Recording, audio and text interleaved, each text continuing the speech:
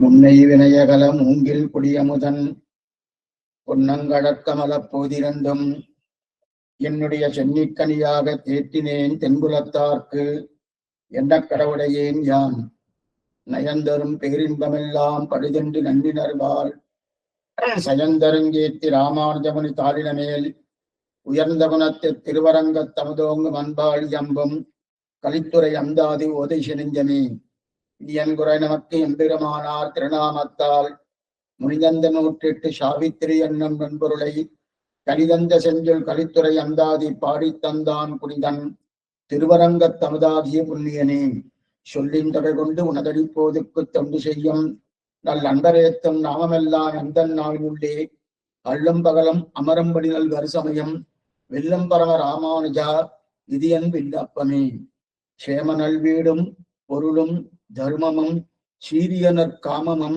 என்றுவை நான்கென்பர் நான்கெனும் கண்ணனுக்கே ஆமது காமம் அறம்பொருள் வீடுதற்கென்றுரைத்தான் வாமனன் சீலன் ராமானுஜன் இந்த நன்மிசையே என்று சொல்லக்கூடிய ஆச்சரியமான பாசனம். இந்த பாசனம் ராமானுஜன் நூற்றந்தாது 40வது பாசனம். இந்த பாசுரத்தாலே இதற்கு முந்தின பாசுரம், அந்த பாசுரத்தாலே சொல்லப்பட்ட விஷயம் என்ன? பொருளும் புதல்வரும் பூமியும் என்கிற பாசுரத்தாலே தன் நெஞ்சை பார்த்து உபதேசம் பண்ணார் திருவரங்கத்தவனார். மற்றுளார் தரமோ இருள் கொண்ட வெந்துயர் மாற்றி தண்ணீரில் பெரும்புகளே தெருளும் தெருள் சென்று ராமானுஜன் செய்யும் சேமங்களே. ராமானுஜன் தனக்கு பண்ண சேமத்தை, அதாவது கொடுப்ப லாபத்தை நன்னா கீழ்ப்பாசனம் என்று சொல்லக்கூடிய 39வது பாசனத்திலே நன்னா அவர் பயண உபகாரத்தை, அந்த அனுசந்தானத்தை பூர்ணமா தெரிவித்தார். ஆனா இந்த பாசுரத்திலே அப்ப ராமானுஜ உபதேசம் எல்லாம் நன்னாத்தான் இருந்தது, அது எனக்கு இருந்தது. இந்த பாசுரத்திலே லோகத்தாருக்கு பண்ணக்கூடிய உபதேசங்களை தெரிவிக்கிறார். அப்ப முதல் பாசுரத்துல 39ஆம் பாசுரத்தில் சொல்லப்பட்டது தனக்கு பண்ணின உபகாரம். அந்த உபகாரத்தை சொல்லி பொருளும் புதல்வரும் பூமியும் பூங்குரலாரும் என்று மருள் கொண்டிருக்கும் நமக்கு நெஞ்சே அப்படி நான் இருந்தேன். அந்த இருந்த நிலையை மாற்றி தண்ணீரில் பெரும் புகழே தெருளும் தெருள் தந்து எனக்கு தெருளான ஒரு ஆச்சரியமான அந்த பக்தியை கொடுத்தார் ராமானுஜன். அப்படின்னா மற்றுள்ளார் தரமும் அவரை போல யார் கொடுப்பார்? ஒருத்தராலும் கொடுக்க முடியாது.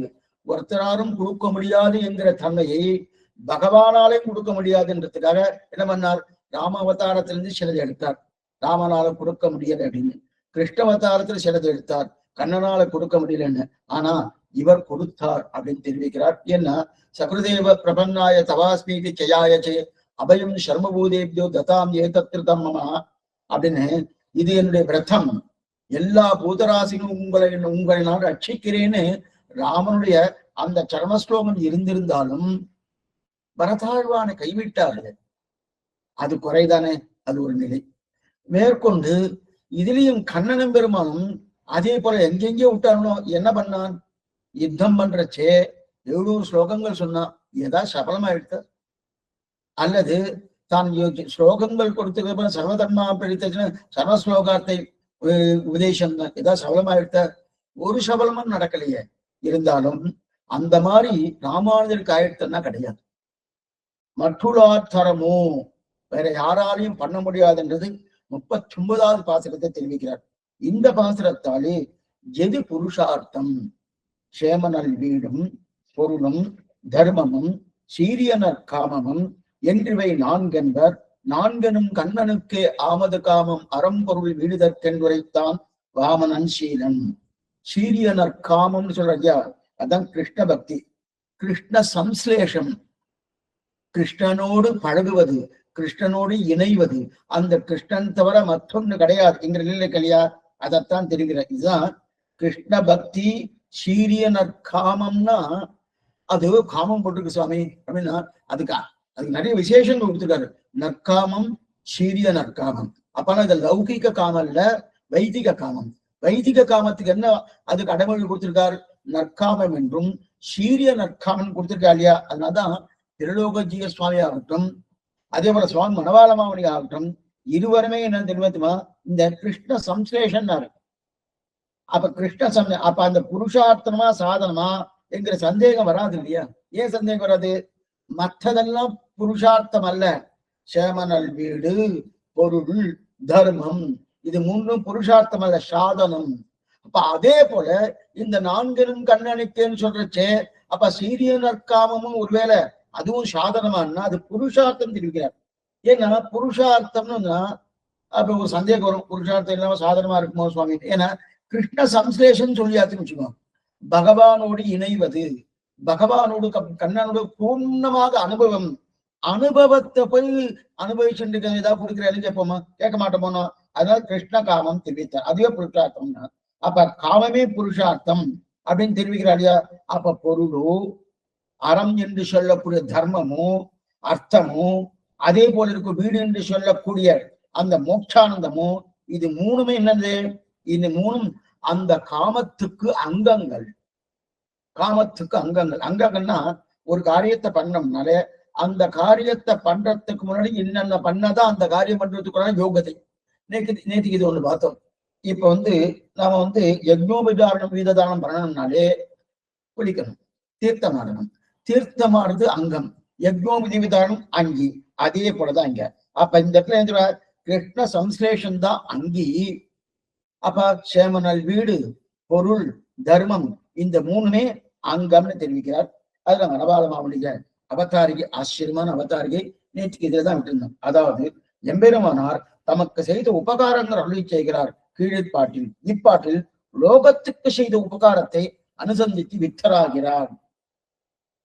அதாவது இருள் கொண்ட, அதாவது கீழ்ப்பாசனத்தில் ராமானுஜர் தனக்கு பண்ணின உபகாரம், அந்த உபகாரத்தை ஞாபகம் வந்த உடனே எனக்கு பண்ணினது மட்டுமில்ல, நீங்க என்னவோ எனக்கு பண்ணிருக்க நினைச்சுட்டு இருக்க, அதுதான் நீ சொல்லிட்டு இருக்க.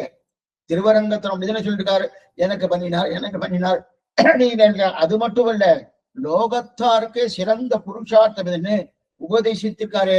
என்னன்னு உபதேசித்தார்? கண்ணன் என்றாலே ரெண்டு விஷயம் இருக்கணும், வாமனன் சீலன் எடுத்துக்கார். அப்ப வாமனனோடு ஒப்பிட்டு பார்க்கிற ராமானுஜர். ஏன்னா ரெண்டு பேருக்கும் ஒரு ஒத்துமை உண்டு. வாமனனுக்கும் ஒரு கண்ணனுக்கும் ஒரு ஒத்துமை உண்டு. ஏன்னா கண்ணன்னாலே ஊராக தொட்ட அவதாரம், எல்லாம் தொட்டு பேசுவார். ராமனுக்கு அது அப்படியே நேர் எதிர். தன்னுடைய பாரியாவாக இருக்கக்கூடிய சீதை கூட அவருடைய புடவத்தாலும் ஏதாவது பட்டு விட்டுன்னா உடனே சரைய நதியில போய் தீர்த்தமாட்டு விட்டு வரோம். அந்த அளவுக்கு ஆச்சாரம் ராமனிடத்துல. இவருக்கு தொடலன்னு வச்சுக்க, இவருக்கு ஆகாது. அதனால அப்ப ஊரையே தொட்டு கூட அவதாரம் கண்ண அவதாரம். திரிவிக்ரம அவதாரம்னா உலகத்திய தொட்ட அவதாரம். திரிவிக்ரம அவதாரம்ன்றது உலகத்திய தொட்ட அவதாரம் இல்லையா? அதான் தெரிவிக்கிறார். அதே போல இங்கேயும் தன்னை தொட்ட அவதாரத்தை கீழ்பார்த்து. தன்னை தொட்ட அவதாரம் என்ன? தன்னை தொட்ட அவதாரம்னா தனக்கு உபதேசம் பண்ணாரணும். அந்த உபதேசம் பண்ணப்பட்ட அந்த நிலையை கீழ்பாத்திரத்தை தெரிவிக்கிறார். இப்ப ஜகத்தையே தொட்ட அவதாரம், ஜகத்தையே இந்த லோகத்தையே தொட்ட அவதாரத்தை இந்த பாசுரத்தில் 40வது பாசுரத்திலே சேமனல் வீடும் பொருளும் தர்மம் சீரிய நற்காம் என்று இதுல தெரிவிக்கிறார் சொல்லி தெரிவித்தார். சரி சுவாமி, இந்த மாதிரி உண்டா சுவாமின்னா தனக்கும் மற்றவாருக்கும் ரெண்டு சேர்த்து உண்டா? சாமானியமா அரங்கமாடி எண்ணாளின் ஆழ்வார்கள் தெரிவிப்பார். அரங்கமாடி எண்ணாளில் கதத்திற்கு சுவாமி தெரிவிக்கிறார் எம்பெருமானார். ரங்கநாதா மமநாதா, லோகத்துக்கெல்லாம் ரங்கநாதன், மமநாதன் எனக்கு நாதன் தெரிவிக்கிறார் இல்லையா? ரங்கநாதா மமநாதான் தெரிவிக்கிறார். அந்த ஸ்ரீரங்கநாதன்னா எனக்கு உபகரித்தான் அர்த்தம். அது எல்லாருக்கும் உபகரித்துக்கான அர்த்தம். மமநாதானா எனக்கு உபதேசித்தார்கள் இல்லையா? அப்பன்னா இந்த இடத்துல என்ன ஆகும்னா, உலகத்துக்கு உபகரித்தான்னு சொன்ன உடனே ஒரு சந்தேக புத்தி இல்லாம நிச்சய புத்தி வந்துடும். சுவாமி உலகத்துக்கு உபதேசம் பண்ணியிருக்கார், அப்ப என்னை விட்டுடுவாரா? அந்த உலகத்துக்குள்ள நானும் இருக்கேன்னு என்னைக்குமே ஒரு கோஷ்டி இருக்கும் வச்சுக்கேன், கோஷ்டியையே நான் அனுகிரகம் பண்றேன் அப்படின்னு சொல்லியாச்சு வச்சுக்கோங்க. கோஷ்டிக்குள்ள நான் தான் இருக்கேன், எனக்கு வருமா கிடைக்குமா கிடையாது யாராவது சந்தேகப்பட மாட்டேன்.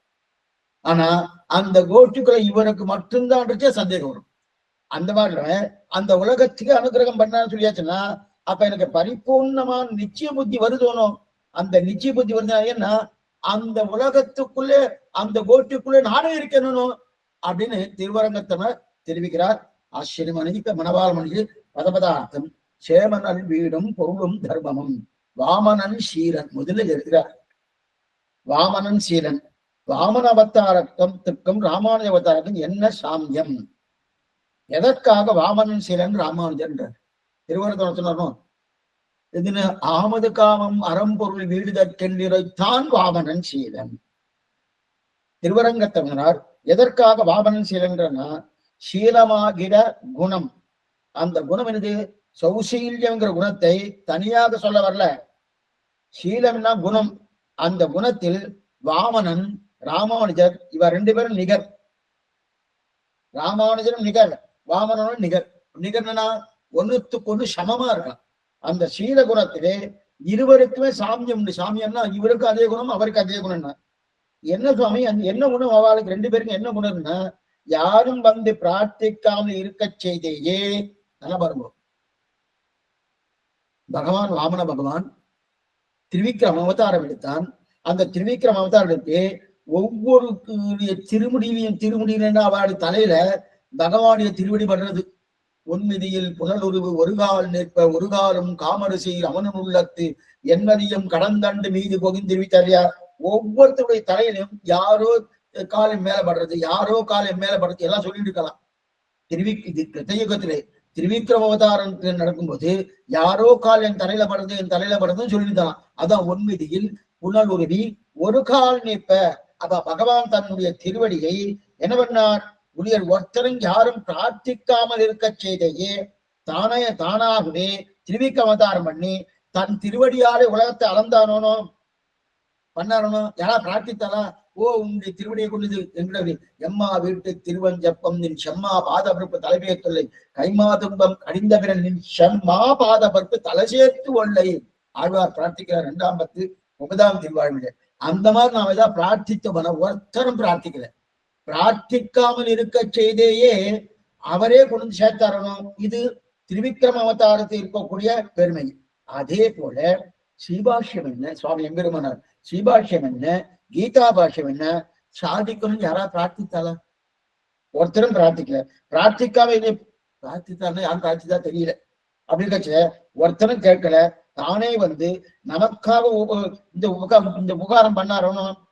அந்த எப்படி வாமனமூர்த்தி நாம் பிரார்த்திக்காமல் இருக்க செய்தே தன்னுடைய திருவடிகளையே நம்முடைய சிரசில வைத்தாரோ, அதே போல சுவாமி ராமானுஜரும் ஸ்ரீபாஷ்யம் என்ன, கீதா பாஷ்யம் என்ன, இதெல்லாம் சுவாமி தேவரை அனுகிரகிக்கணும். தேவரை சொன்னாதான் எங்களுக்கு என்ன அப்படின்னு இல்லைன்னா கண்ணனுடைய வார்த்தை எங்களுக்கு புரியுமானா புரியாது. அதே போல வியாச பகவானுடைய பிரம்மசூத்திரம் எங்களுக்கு புரியும்னா புரியாது. தேவரை அனுகிரகிக்கணும்னு ஒரு வார்த்தையால் ஒரு பிரார்த்தனையாவது வைத்தோம் என்றால் ஒண்ணும் பண்ணல. அது பண்ணாம இருக்க செய்தேயே இது பண்ணாரணும். அதனால்தான் வாமனனுக்கும் சுவாமி ராமானுஜருக்கும் சாமியம் தெரிவித்தார். இது ஆழ்வார் திருநர் சுவாமி ராமகிருஷ்ண சுவாமி அவர் ரொம்ப விஷயமா ஒரு சாமியத்தை காட்டுறார். என்ன அர்த்தி கொடுத்தாரு. அடுத்து இது 2வது சரி சுவாமி கொடுத்தார்.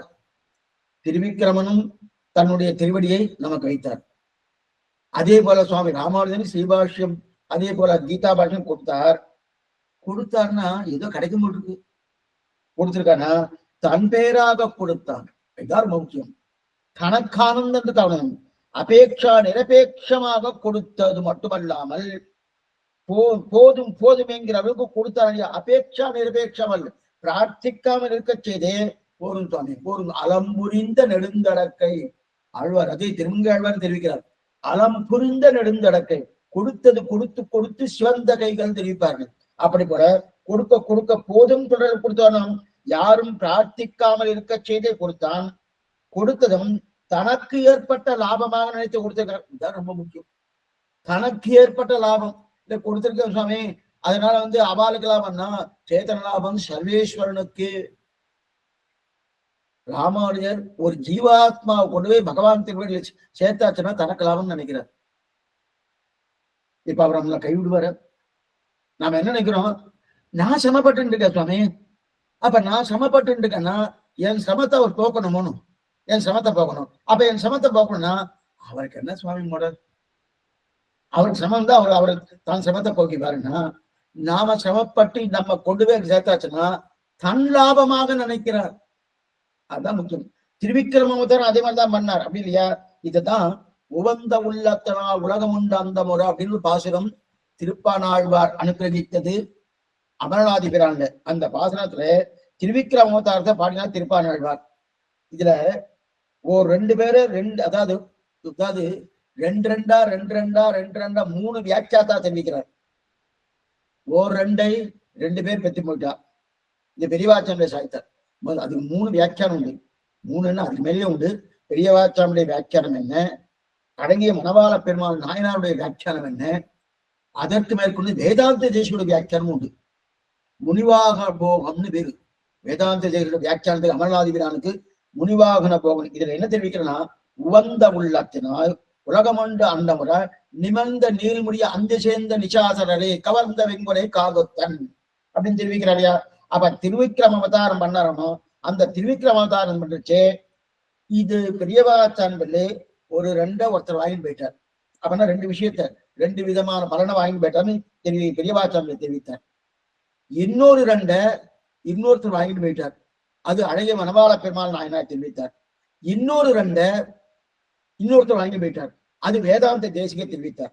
ஆக முதல்ல 2, அடுத்து 2, அடுத்து 2. அப்ப 3 சத்தாச்சன் 6 கிடைச்சிருக்கணும். சரி சுவாமி, யாரை வாங்கிட்டு போனா யார் என்னென்ன வாங்கிட்டு போனான்னா, அதுதான் முதல்ல பெற்றுக்கொண்டு போனது வேற இந்திரன். அவனுடைய லோகம் போயிடுத்தணும், அந்த சொர்க்கலோகம் போயிடுத்தணும். அதனாலதான் பிரார்த்தித்தான். அந்த பிரார்த்தித்தபடியாலே கொள்வன்னான் மாவழி மூவடி தாய் என்ற கல்வன் என்ற மாதிரி பிரார்த்தித்த உடனே அப்ப முதல்ல கொண்டு போனது இந்திரன். தான் இழந்த ராஜ்யத்தை பெற்றுக் கொண்டு போனான். அப்பனா இது தெரியுது. இது முதல் நிலை. 2வது மகாபலி வாங்கிட்டு போனானா. சுவாமி கொடுத்ததே அவர் என்ன சுவாமி வாங்கிட்டு போறானா? அவரு வாங்கினாரு. என்ன வாங்கினாரு? தான் உதாரன் ஔதாரியம் படைத்தவங்க பட்டத்தை வாங்கிட்டாரு.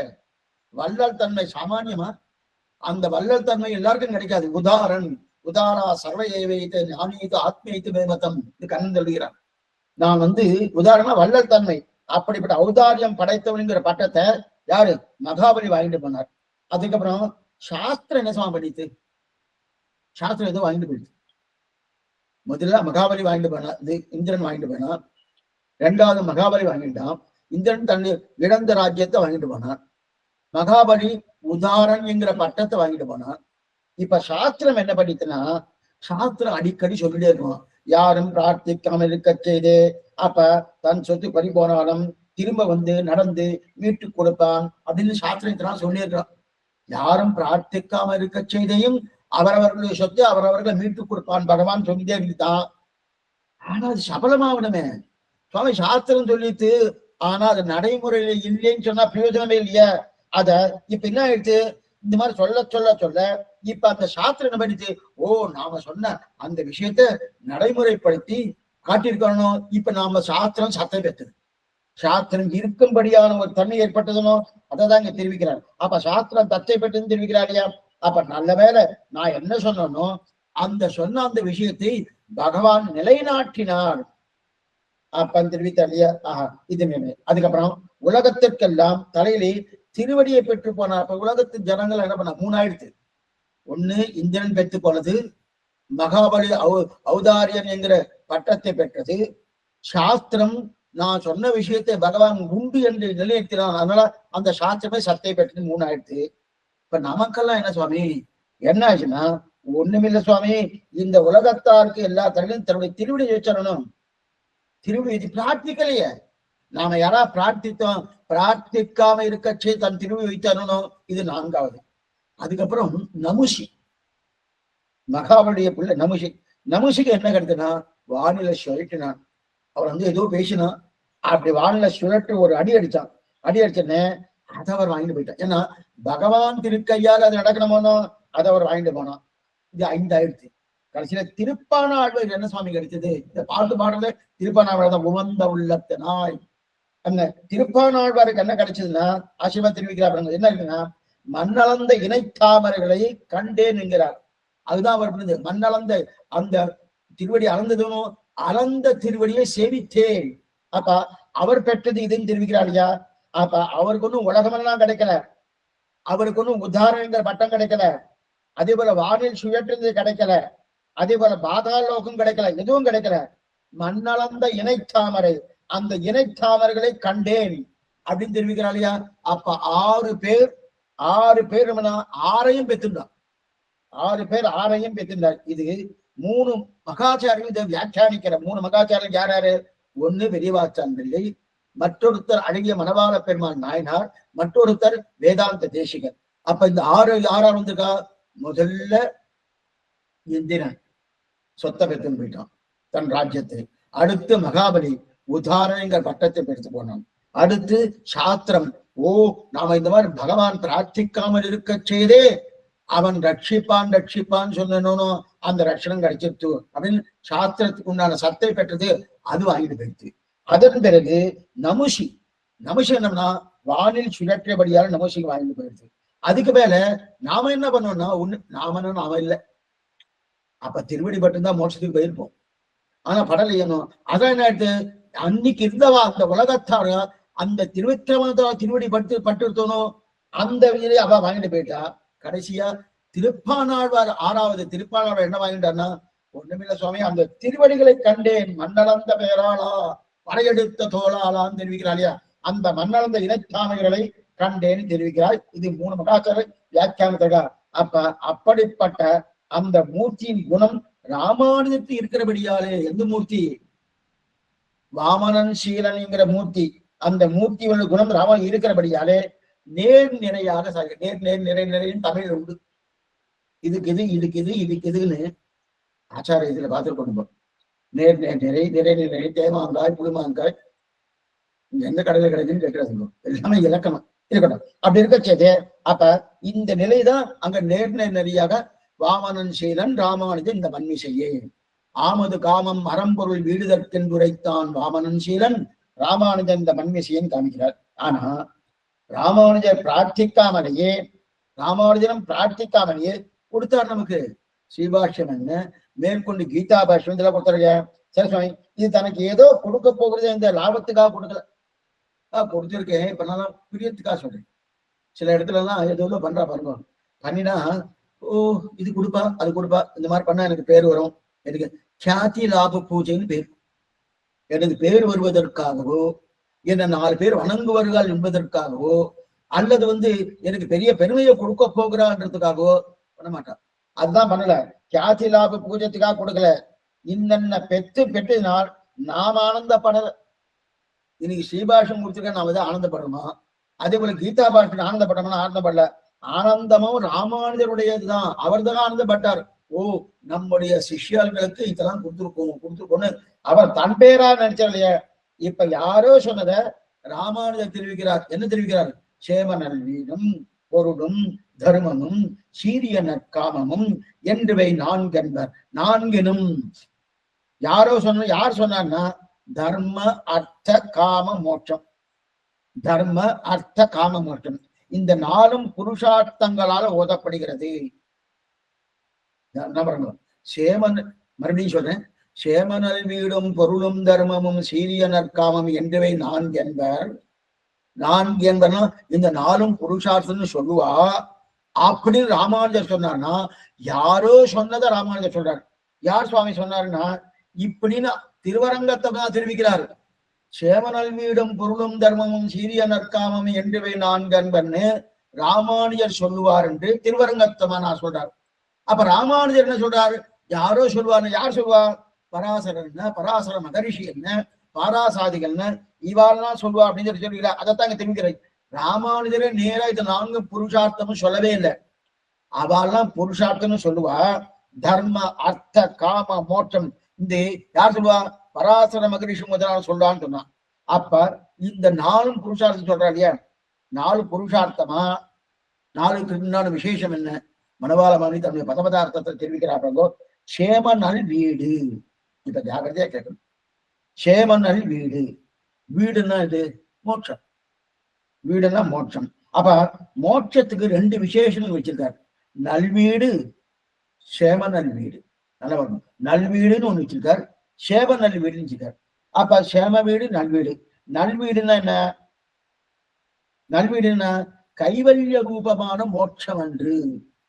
இதுதான் முக்கியம். வீடுனா விடுதலை. எதிலிருந்து விடுதலை?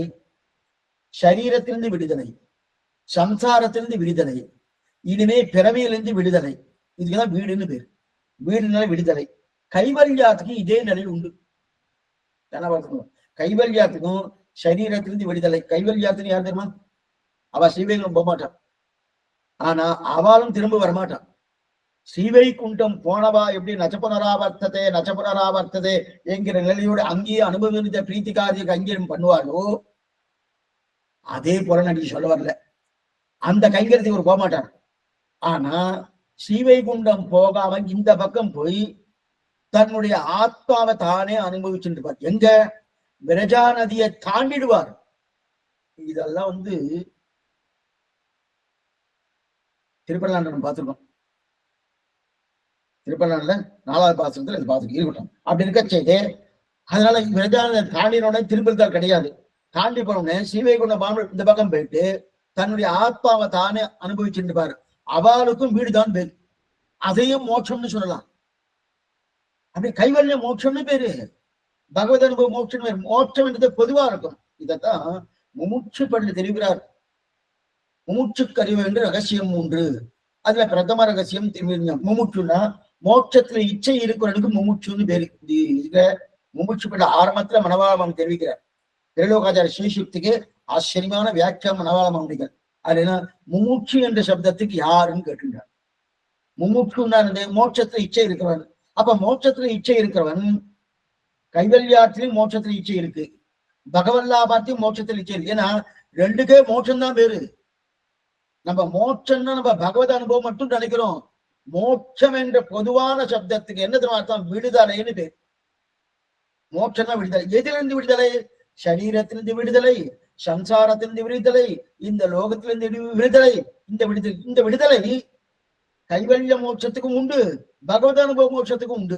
அப்ப இந்த இடத்துல சேமநல் வீடுன்னு சொல்லியிருக்கணும். அந்த வீடுன்னா மோட்சம்னு சொல்லிட்டு அந்த மோட்சம் கைவல்யத்தை சொல்றதா, பகவத் அனுபவமா இருக்கக்கூடிய அந்த மோட்சத்தை சொல்றதான்னா இல்ல அது கைவல்யத்தை சொல்லலேன்ட்டாரு. கைவல்யத்தை சொல்லலேன்ட்டாரு. ஏன் சுவாமின்னா நல்வீடுன்னு இருக்கு, சேவ நல்வீடுன்னு இருக்கு. அப்ப ஏன்னா இந்த நல்வீடுன்னு வந்தாத என்னதும் என்னது? கைவல்யம் இல்லை. என்ன அப்ப கைவல்யத்துக்கு தீய வீடு, தீய வீடுனால அது எது போல? அது கைவல்ய மோட்சம். நல்வீடுனாலே பகவத் அனுபவம். இதுக்கு எது போலன்னு சொல்றேன். எது போலன்னா திருப்பாவையில புள்ளின் வாய் கெண்டானை பொல்லாரக்கனை கிள்ளி கலைந்தானை. அரக்கன்னு சொன்னாலே பொல்லாதவன் தான் சுவாமி. அரக்கனா ரொம்ப நல்லவன் அப்படின்னு அது சேரவே சேரும். அப்ப அரக்கன்னு சொன்னதை பொல்லாதவன். அதுக்கு எதுக்காக சூடி கொடுத்த நாச்சியார் பொல்லா அரக்கன்னு போட்டுக்கா? புள்ளின் வாய் கிண்டானை அரக்கனை கிள்ளி கலைந்தானை பண்ணாலே போறோம். அப்பயே நமக்கு அர்த்தம் கிடைச்சிடும். ஆனா பொல்லா அரக்கன் ஏன் போட்டுக்கான்னா நல்ல அரக்கன் இருக்கான்னு அர்த்தம். யார் சுவாமி பொல்லா அரக்கன்? ராவணன். நல்ல அரக்கன் யாரு? விபீஷணன். விபீஷணன் தான் நல்ல அரக்கன். அதே போல இங்க சேம நல்வீடு, நல்வீடுன்னு வந்துட்டோம்னா பகவத் அனுபவம். அப்ப தீய வீடு தன்னிடையே கிடைக்கிறது கைவல்யம். அதுக்கு எதிர்த்தட்டா இருக்கக்கூடிய கைவல்ய அனுபவம் தெரிவிக்கிறார். இந்த மாதிரி உண்டா சுவாமி திருவஞ்சாழ்வார் தெரிவிக்கிறார். முதல் பாசுரம் திருநெடுந்தாண்டகத்துல மென்னுருவாய் முன்னுருவில் வேதம் 4ஆய் விளக்கொழியாய் முளைத்தெளிந்த திங்கள் தானாய் பின்னுருவாய் முன்னுருவில் பிரிமூப்பில்லா பிறப்பிலியாய் இறப்பதற்கே எண்ணாது. இந்த சப்தம் தான் இறப்பதற்கே எண்ணாது என்று கிடையா. அந்த இறப்பதற்கே எண்ணாதுதான் அந்த இதுதான் கைவல்ய அனுபவம். இந்த கைவல்ய அனுபவத்தை தான் அது என்ன பண்றா? அந்த கைவல்யத்தை விட்டுடுன்றார். அதை வீடு சொல்லல. ஆனா அந்த வீட்டை இங்க சொல்ல சேமநல் வீடு. அப்ப சேமநல் வீடுன்னா பகவத் அனுபவத்தை சொல்றது. அப்ப 4 புருஷார்த்தம் தெரியாச்சு. 4 சொல்றோம் கைவல். ஆனா அந்த 4 புருஷார்த்தத்துக்குள்ள கைவல்யம் சேர்ந்தது கிடையாது. இந்த இடத்துல திருவரங்கத்தம்னார் வீடு பொருள் தர்மம் சொல்லியிருந்தா நமக்கு சந்தேகம் வரும். சுவாமி பொதுவா வீடுன்னு போட்டிருக்கார், இப்ப கைவல்யத்தையும் சொல்லாமோ? இந்த சந்தேகம் தான் முமுட்சு பள்ள வந்தது. முமுட்சு கறிய வேண்டும் ரகசியம் 3. அப்ப முமுட்சி என்ற சப்தம் கைவல்யாத்தையும் குறிக்கும், பகவத் லாபத்தையும் குறிக்கும். அந்த சந்தேகத்தை தான் சுவாமி மனபாலமான நன்னா இல்ல இந்த இடத்துல முமுட்சு, அந்த முமுட்சு அதாவது கைவல்யார்த்திங்கிற முமுட்சுக்கு என்னது ரகசியம் 3 தேவையில்லைன்றார். 3 ரகசியங்கள் திருமந்திரம் என்ன, துவயம் என்ன, சஷ்டஸ்லோகம் என்ன தேவையில்லை. அதனால இங்க முமுட்சுங்கிற சப்தத்துக்கு பகவல்லாபாத்தியை தவிர கைவல்யாட்சி கிடையாதுன்னு அங்க நல்லா வேறுபடுத்தி காட்டினா தன்னுடைய வியாக்கியானத்துல. அதே போல இங்க வீடுன்னு சொல்லி இருந்தா நமக்கு கொஞ்சம் சந்தேகம் வந்திருக்கும். சேம நல்வீடுன்னு இருக்கா இல்லையா, அந்த சேம நல்வீடும் அப்ப 4 புருஷார்த்தங்களுக்குள் கைவல்யம் சேர்ந்தது கிடையாது. அப்ப பகவத் அனுபவம் மட்டும் சேர்ந்தது என்பதற்காக தான் நல்வீடுன்னு சொன்னார். சரி, நல்வீடு ஆயிடுச்சுன்னா சேம நல்வீடுன்னு, சேம நல்வீடுன்னா என்ன சுவாமி? சேம நல்வீடு சேம நல்வீடுன்னா என்னது அப்படின்னா, சேமம்னா நீங்க ஒரு யோகக்ஷேமம் வகான்மயம் கேள்விப்பட்டிருக்கணும். எல்ஐசியில போட்டிருப்பா. யோகக்ஷேமம் வகான்மயம் போட்டிருப்பா. யோகம் க்ஷேமம் அப்படி 2 உண்டு. யோகம் உண்டு, க்ஷேமம் உண்டு. அப்ப யோகம்னு சொன்னாலே கிடைக்காதது கிடைப்பது, க்ஷேமம்னு சொன்னாலே கிடைப்பது தங்குவது. எங்க தெரியுமா இருக்கு? தமிழ் பாட்டுல எங்க தெரியுமா இருக்கு? நீங்காத செல்வம் நிறைந்து ஓங்கி உலகளந்த உத்தமன் பேர்பாடு. அந்த பாசனத்திலே கடைசியில நீங்காத செல்வம் நிறைந்துன்னா இது சொல்றோம்னா அதுதான் யோகக்ஷேமம். அந்த யோகக்ஷேமம் சப்தத்தை தான் சூடி கொடுத்த நாச்சியார் ஆண்டாள் தேவி என்ன சொல்லிக்கா? நீங்காத செல்வம் நிறைந்து தெரிவிக்கலையா. இப்ப யோகம்னு சொன்னாலே கிடைக்காதது கிடைக்கிறது. கிடைச்சிச்சு சுவாமி நிக்கணுமே, அது உடனே உருண்டோடிடும் செல்வம் போல போயிடுச்சுன்னா பிரயோஜனம் இல்லையா? அப்ப நீ தங்குற போகணும், அதான் க்ஷேமம். அப்ப கிடைக்காதது ரொம்ப கிடைக்கணும், சீக்கிரம் கிடைக்கணும். கிடைச்சது தங்கணும் போகணும், அந்த தங்குவதற்குள்ள நிலை அதான் என்னது? அதான் யோகக்ஷேமம்னு. அந்த அந்த அப்ப வந்த வேகத்துல போயிடுச்சுன்னா பிரயோஜனமே இல்லை, அதெல்லாம் பிரயோஜனம் இல்லையா? அப்ப வந்தது நம்ம இடத்துல தங்கணும் போகணுமோ, அதனாலதான் சேம நல் வீடு. சேம நல் வீடு கிடைப்பது தங்குவதான இந்த நமக்கு உரிய பொருள் மோட்சானந்தம். அந்த மோட்சானந்தம் தங்கணும் போகணும், அதான் சேம நல் வீடுனார். அப்ப சேமம்னா கிடைக்கணும், யோகம்னா கிடைச்சத தங்கணும், அதான் சேம நல் வீடுன்னு தெரிவித்தார். சொன்ன இப்ப ஒரு சந்தேகம் வந்துச்சு. ஆழ்வார் திருநெல் சுவாமி ராமகிருஷ்ண சுவாமி ஆசிரமம் தெரிவிக்கிறார், கிடைக்காதது மோட்சம் கிடைக்கணும் என்று சொல்லணும்னா அப்ப நம்ம யோக நல் வீடு தானே சொல்லியிருக்கணும். கிடைக்காதது மோட்சத்தை இன்னைக்கு என்ன, கிடைக்காதது கிடைக்கணும், கிடைச்சது தங்கணும் அப்படின்னா இப்ப சொன்னோம். யோகக்ஷேமம்னு சொன்னோம். கிடைக்காதது கிடைக்கணும், கொஞ்சம் நல்லா கிடைக்கணும். கிடைக்காதது கிடைக்கணும், கிடைச்சது தங்கணும், அதான் யோகக்ஷேமம். அப்ப கிடைக்காததுக்கு கிடைக்கணும், கிடைக்காதது மோட்சத்துக்கு கிடைக்கணும் என்று சொல்லணும்னா அப்ப என்ன சொல்லணும்? யோக நல் வீடுன்னு சொல்லியிருக்கணும், சேம நல் வீடுன்னு சொல்லியிருக்கப்படாது. யோகன்னு சொல்லியிருக்கணும். எதற்காக திருவரங்கத்தமனார் சேம நல் வீடுன்னு சொன்னார்னா, சாமி எப்படி சொன்னா என்ன சுவாமி விடலாம் அப்படின்னு விட முடியாது. நாளைக்கு யாராவது கேட்பா, தப்பா இருக்காருன்னு இங்க போய் ஒழுங்கான பாசனம் நினைச்சுட்டு போய் சேவிச்சுட்டு இருக்காரு அப்படின்னு ராமன் விட்டு தப்புன்னு சொல்லுவா.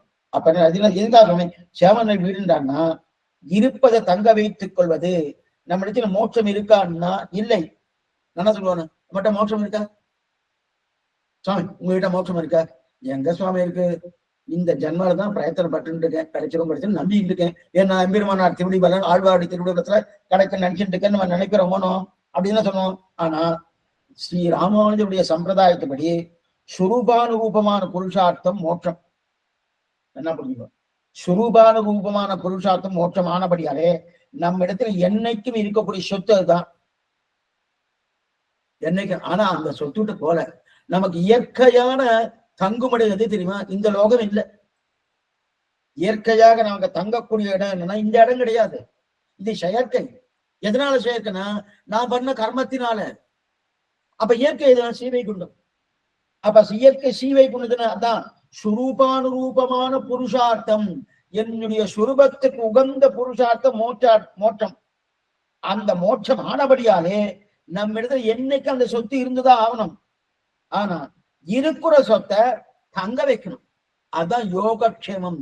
இருக்கிற சொத்தை தங்க வச்சுக்கிறோமோனோ அந்த தங்க வைத்துக் கொள்வதுதான் மோட்சம். புதியதாக மோட்சத்துக்கு போறேன் அப்படின்னு சொல்ல முடியாது. அப்ப ஏற்கனவே மோட்சத்துல இருந்தானா இல்ல, ஏற்கனவே மோட்சத்தில் இல்ல. ஆனா என்னுடைய இயற்கையான தன்மை மோட்ச சீவைக்குள்ள இருக்கிறது தான். அங்க இல்லாம இங்க வந்துட்டணும், இங்க வந்தபடியாலே அப்ப புதிதாக மோட்சம் இல்லை. ஏன்னா இல்லாததை புதிதாக பெறுகிறேன்னா அப்ப இந்த என்ன தெரியுமா? இல்ல சுவாமி, எனக்கு மோட்சம் இல்லை, இனிமேதான் கிடைக்க போகுது. அப்ப அதுக்கு இருக்கு சம்பந்தமே இல்லைன்னா அப்பதான் என்ன ஆகும்னா பிரிதக் சித்தம்னு ஆயிடும். அப்ப நமக்கும் அதுக்கு சம்பந்தமே இல்லைன்னு ஆயிடும். புதியதாக, ஏன்னா இனிமேதான் பகவானோடு புதுசா சேர போற சுவாமி. இனிமே இது வரைக்கும் சேரவே இல்லை. அன்று நான் பிறந்திலேன், பிறந்த பின் மறந்திலேன். திருமேஷாவை தெரிவிக்கிறானோ, நின்றதந்த ஊரகத்து இருந்ததந்த பாடகத்து அன்று வெக்கனை கிடந்ததை எண்ணிலாத முன்னலாம் அன்று நான் பிறந்திலேன், பிறந்த பின் மறந்திலேன், நின்றதும் இருந்ததும் கிடந்ததும் என்னெஞ்சுலையும் தெரிவிக்கிறா இல்லையா? அந்த மாதிரி இனிமேதான் புதுசா எனக்கு பழக்க போறதுன்னா அப்படிலாம் ஒண்ணும் கிடையாது. ஆனா இங்க பிரிதக் சித்தம் அல்ல, அபிருதக் சித்த விசேஷனம். ஆத்மாவோடு பரமாத்மாவோடு என்னைக்கும் அவ ரெண்டு பேருக்கும் சம்பந்தம் உண்டு. என்னைக்கு சுவாமி அது ஆரம்பிச்சது? அனாதி, ஆரம்பமே கிடையாது, முடிவும் கிடையாது. பகவான் நமக்கு உந்தன்னோடு உறவேல் நமக்கு இங்கு ஒழிக்க ஒழியாது ஆண்டாளதான் தெரிவிக்கிறார். நமக்கும் பகவானுக்கும் சம்பந்தம் ஒழிக்க முடியும்னா ஒழிக்கவே முடியாது. ஒழிக்க முடியாத சம்பந்தம், ஆதியும் கிடையாது அந்தமும் கிடையாது. எப்பவுமே ஸ்ரீவைகுண்டமானால் இங்கேயும் சம்பந்தம் உண்டு, அங்கேயும் அடியேன் தாசபோதம் தான், இங்கேயும் அடியேன் தாசபோதம் தான். ஆனா என்ன வித்தியாசம்னா அங்க தாசபூதன் என்கிற அந்த ஞானம் பூர்ணமா இருக்கும், இங்க அடிக்கடி மாறிடும். இந்த 1.5 மணி நேரம் நன்னா இருக்கும், 1.5 மணி நேரம் அடியனுக்கும் சேர்த்துதான் சொல்லிட்டு. ஓ அப்பனா கேட்கிறவாருக்குன்னு நினைச்சுக்காதீங்க, அடியனுக்கும் சேர்த்தான் 1.5 மணி நேரம் ஓஹோன்னு என்னமா இருக்கு ஆழ்வார் அனுபவம், என்னமா இருக்கு ராமானுஜர் அனுபவம், என்னமா பகவத் அனுபவம் இருக்கு, நன்னா அதை அனுபவிச்சுட்டு இருப்போம். அடுத்து முடிஞ்சு காலட்சம் முடிஞ்சிருச்சு அப்படின்னா அடுத்த 10 நிமிஷம் கழிச்சு என்ன இருக்கு சாப்பிட, ஏதாவது கொஞ்சம் நன்னா நாக்கு ருசியா ஏதாவது கிடைக்குமா அப்படின்னு கேட்டுட்டு இருக்கோம். எதுக்கு சொல்ல வந்தேன்னா, அதனால அபிருதக் சித்த விஷயம் நம்ம பிரிச்சு பார்க்கறதே கிடையாது. ஏன்னா பிரிச்சே கிடையாது, சேர்ந்தே என்பது என்றைக்கும் உண்டு இல்லையா? நம் சம்பிரதாயப்படி அச்சேத சித்தத் வஸ்து சேஷி, அச்சேத சித்தத் வஸ்து சேஷி, எம்பெருமான் சேஷி. இந்த ஜீவாத்மா அத்தனை பேர் என்ன சேஷபூதர்கள், பிடித்திருக்கலையா? அப்ப பரமாத்மா விட்டு பிரியவே முடியாது. அபிருதக் சித்த விசேஷனம், பிரிதக் சித்தினா விட்டு பிரித்த தன்மை, அபிருதக் சித்தி விசேஷனம் பிரியவே முடியாது. அப்ப பிரிந்திருந்தாதான் சேர்றது புதுசா இருக்கும். இல்ல சுவாமி அவருக்கும் எனக்கு சம்பந்தம் இல்லை அப்படின்னா அப்ப புதுசா சேர்றேன்னு அர்த்தம். பிரித்தவே இல்லையே. அப்ப ஏன் சுவாமி நான் மோட்சத்துக்கு வர, எனக்கு அந்த புத்தி வரலையே, எனக்கு அந்த ஞானம் வரலையே. பகவானுக்கு தெரியும் எனக்கும் பகவானுக்கு இருக்கு சம்பந்தம், எனக்கு அந்த ஞானம் வரலையே. அந்த ஞானம் வர்றதுதான் அன்று நான் பிறந்தேன்னு. அது திருமணி அன்னைக்கு நான் பிறக்கலன்னா என்னமா சுவாமி பிறக்கலன்னு இவர் என்னமா பாடுவார்னா, ஞான ஜன்மா பிறக்கல, பகவானுக்கு நான் தாசபூதன் என்கிற ஞான ஜன்மா பிறக்கல. அதைத்தான் அன்று நான் பிறந்திலேன், பிறந்த பின் மறந்திலேன். இப்ப எனக்கு அந்த ஞானம் வந்துடுச்சு. அகார வாச்சன பகவானுக்கு, மகார வாச்சன ஜீவாத்மா தாசன் ஞானம் வந்துட்டு. இப்ப என்ன வேணா மறக்க மாட்டேன், இனிமே பகவான் மறக்க, அதான் தெரிவிக்கிறா இல்லையா? அதே போல இங்க இது இயற்கையான தன்மைன்னா அபிருதக் சித்தி இல்ல, அபிருதக் சித்தி. அப்ப சேருவது புருஷன் புத்தி புதியன்னு எப்ப சொன்னோம்? பகவானுக்கு நமக்கு சம்பந்தம் இல்லா சொன்ன, சேர்ந்தே இருக்கிறபடியாலே சேர்த்து இருக்கிறது கக்க வைத்துக் கொள்ளணும். சேர்ந்துதான் இருக்கும் சுவாமி, ஆனா ஸ்திரமா இருக்கிறமானோ அந்த கக்க வைத்துடணும். அந்த நிலையத்தான் இங்க யோகக்ஷேமம் பகாமயம், யோகக்ஷேமம் தெரிவிக்கல. அதனால்தான் சேம நல் வீடு. அவன் இதுக்கு இவ்வளவு அர்த்தம் இருக்கா? வீடு, நல்வீடு, சேம வீடு. வீடுன்னா கைவல்யத்தை சொல்லல, பகவதானுபவத்தை சொன்னார். அது எங்க தெரியுது? நல்வீடுன்ற சப்தத்தால தெரியுது. அப்ப அது கைவல்யம் தீய வீடு.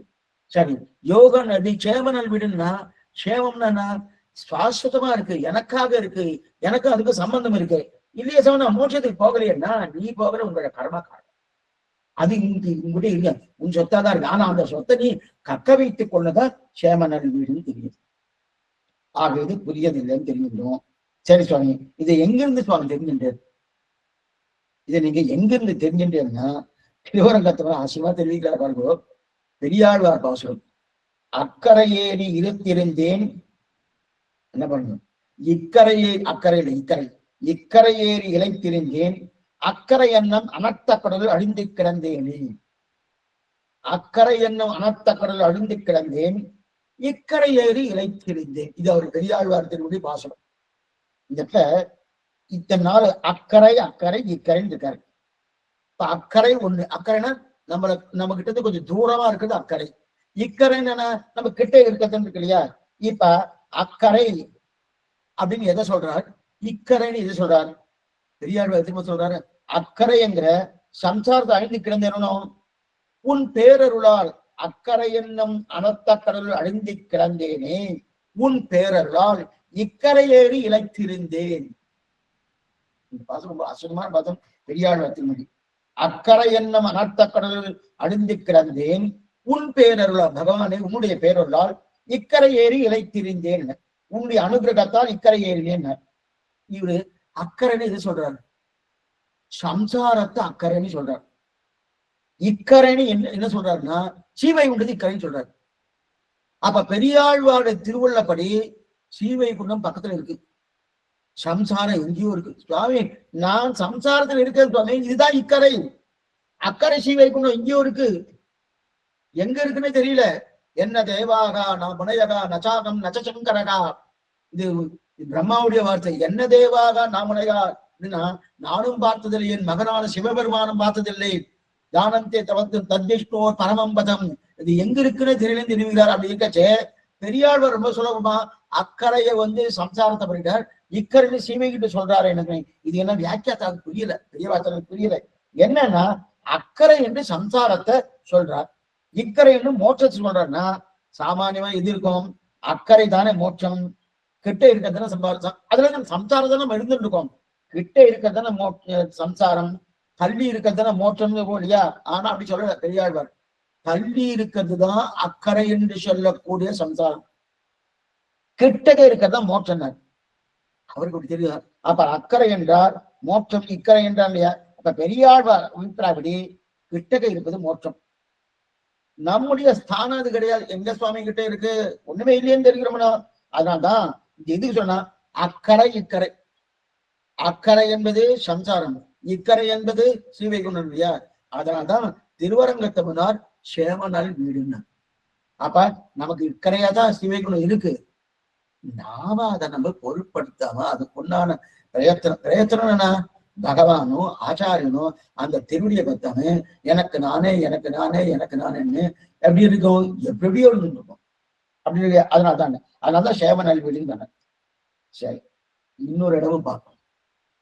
இந்த மாதிரி ஒரு இடம் பார்த்தோம்னா இது பெரியார் பத்தின. இன்னொரு இடம் என்னன்னா வால்மீகி ராமாயணத்துல ஆஜகாம முகூர்த்தேன எத்திரலாம சலக்ஷணகா, ஆஜகாம முகூர்த்தேன எத்திரராம சலக்ஷ்மணகான்னு இருக்கு. அங்கிருந்து லங்கையிலிருந்து விபீஷணன் கிளம்பினான். கிளம்பினோடனே ராமன் இருக்கிற இடத்துக்கு சேர்ந்தான். நிவேதயத்தமாம் செக்கம் விபீஷணன் அந்த அவனுக்கு சனாதி பண்றான், சேர்ந்தான். ஆஜகாமன்னு சொன்னார் வால்மீகி. ஆஜகாம பெரியவாச்சந்திரன் விசாரிக்கிறார், தன்னிடத்துக்கு வந்தால்தான் வருகிறான்னு சொல்லுவான். இப்ப நம்ம எங்கேயும் போயிருக்கோம், வந்துட்டேனா அதுக்கு வந்துட்டேலான்னு கேட்பான். அப்ப வந்துட்டேன்னு சொல்லணும். வேற எங்கேயோ போனோம், அங்க போனல அப்படின்றோம். அப்ப வேறு இடத்துக்கு போனீர்களான்னு கேட்கிறோம், நம்ம இடத்துக்கு வந்தீர்களான்னு கேட்கிறோம். இப்ப லங்கையுடைய இடம் தான் விபீஷணன், லங்கையில தான் இருக்கான். அப்ப லங்கையில இருந்து எங்க வந்துட்டான், ராமன் இருக்கிற இடத்துக்கு வந்தான். ஆனா இந்த இடத்துல வால்மீகி என்ன தெரிவிக்கிறேன்னா ஆஜகாம வந்தான்ற, போனான்னு சொல்லணும். ஆச்சரியமா, ஸ்ரீராமன் வேற இல்ல, திருவாய்மொழி வேற இல்ல, ஸ்ரீவைஷ்ணவ சம்பிரதாயம் வேற இல்ல. நம்ம ஸ்ரீராமனத்தை வேறு கோணத்துல பாக்குறோம், கதாபாகம் இருக்கவே இருக்காது. ஆனா மூர்த்தியா இதுதான் தெரிவிக்கிறார். ஸ்ரீராமாயணம் திருவாய்மொழி இருக்கிற பரியந்தம் ஒரு சைவன் என்ன பண்ணா, சைவ ராஜா ஸ்ரீவைஷ்ணவத்தை அடிக்க பண்ண ஒவ்வொரு கோயிலா இடிச்சுட்டு இருக்கான், இடிச்சுட்டே இருக்கான். அவன் புள்ள இந்திரத்தில் தாமரை பூத்தா போல அந்த புள்ள என்ன பண்ணா, என்ன பண்றேன்னா ஒண்ணு இல்லைன்னா ஸ்ரீவைஷ்ணவத்தை அடிக்க போறேன், வைஷ்ணவ சம்பிரதாயம் பூர்ணமா அடிக்க போறேன்னா கைத்திய மாதிரி பண்ணிட்டு இருக்காரு. தகப்பனார் பார்த்து இந்த வார்த்தை சொன்னான். என்னன்னா ஸ்ரீராமாயணம் திருவாய்மொழி இருக்கிற பரியந்தம் நீ என்ன கோயில் எடுக்கலாம், வைஷ்ணவம் அழியவே கிடையாதுன்னு இதுன்னு சொல்றா. அந்த அளவுக்கு ஸ்ரீராமாயணத்துக்கு ஏத்தம் தெரிவிக்கிறா இல்லையா? இது சொல்ல வந்தன எத்திர ராம சலக்ஷ்மணக ஆஜகாம முகத்தேன. அப்ப ராமன் இருக்கிற இடம் வேட்டு இடம் தானே, லங்கை தானே அவருடைய இடம். அப்ப லங்கையிலிருந்து கடற்கரைக்கு போனான் அப்படிதான் சொல்றோம். லங்கையிலிருந்து கடற்கரைக்கு போனான் அப்படின்னா ஆஜகாமன் சொல்ற, காமன்னா போனான்னு சொன்னோம் அப்படிங்க. ஆனா ஆஜகாமன் இருக்கு, ஆஜகாமன்னா வந்தான்னு அர்த்தம். அப்ப வந்தான்னா ஏன் சுவாமி அம்மூருக்கு வந்தா தானே வந்தான்னு சொன்னோம், இப்ப வந்தா வருகிறான்னு சொல்றேன்னா எங்கே இருக்கும் ஊருக்கு வருகிறான்னு இன்னைக்கு விருப்பம் சொல்லணும்னா சொல்லக்கூடாது. ஆனா விபீஷணன் வந்தான்னு சொல்றாருன்னா என்னைக்கு ராமனுடைய திருவடிதான் விபீஷனுக்கு இருக்கிற இடம். அப்ப லங்கை இல்லையா சுவாமி? இருந்தாலும் அங்க போன இடம் தான். வந்த இடம் எதுன்னா ராவனுடைய திருவடி எங்க இருக்கோ அதான். அவனுக்கு லங்கை இடமாக இருந்தாலும் அவன் மனசுல படல, விபீஷன் மனசுல படல. இருக்கிறது லங்கையில தான், அது சந்தேகமே இல்லை. ஆனா இக்கரை லங்கை, ஆனா லங்கைய அக்கறையா மாத்தினான். லங்கை அக்கறையா மாத்தினான். அப்ப கடற்கரையை இக்கரையானது. இது போல பெரியாழ்வார் அக்கறை என்னும் அனர்த்த கடலில் அழிந்து கிடந்தேனே உன் பேரொரால் இக்கரை ஏறி இழைத்திருந்தேன் என்றிருக்கலாம். அப்ப இக்கரை என்பது இவர் சிவைகுண்டத்தை சொல்றார், அக்கறைன்னு சம்சாரத்தை சொல்றார். அதே போல விபீஷனுக்கு அக்கறை இலங்கை, இக்கரை எது? ராமன் திருவடி இருக்கக்கூடிய. அதைத்தான் இங்க சேமநல் வீடுன்னு சொன்னார். உயர்த்தியாசம் இதெல்லாம் சொல்லி சுவாமி சுவாமி இதெல்லாம் எதுக்கு சுவாமி சொல்லிட்டு இருக்கார் சொன்னார். அலங்கிருத்த சிரச்சேதம்னு பேரு. அப்படின்னு என்னதுன்னு அர்த்தம் சொல்லப்படா சொல்லிடு. ஆடு இருக்கணும், பொடி போடுவா. அது எதோ அவெல்லாம் சில பேர்லாம் அதுக்குன்னு சில பேர்லாம் இருக்கா, அவெல்லாம் ஒரு பொடி போடுவா. பொடி போடுறதுக்கு அங்க என்னெல்லாம் பண்ணுவோம், அலங்காரம்லாம் பண்ணுவான். மஞ்ச காப்பு, குங்குமம், புஷ்பம், சந்தன காப்பு, என்னென்ன உண்டு எல்லாம் அலங்காரம் பண்ணுவான். எதுக்கு இந்த ஆடு நல்லா பார்த்துட்டு இருக்கோம், எதுக்கு சுவாமி இதெல்லாம் பண்ணிட்டு இருக்கா, பரவாயில்லையே நமக்கு நல்லா பண்ணோம். கடைசியில ஒரு போடு போட்டுருவோம், நானவே போய். அதே போல இந்த அலங்கிருத்த சிதச்சேதனம் என்ன, இவ்வளவு உயர்ந்த மோட்சம் எதுக்கு சொல்றாருன்னா அது பிரயோஜனம் இல்லைன்னு கடைசியில சொல்லிட்டான். என்ன சுவாமி சேமனில் விடுங்க பிரயோஜனம் இல்லையா? எது பிரயோஜனம்? சீரிய நற்காமம் தான் பிரயோஜனம் நம்ம பார்த்துக்கோம்.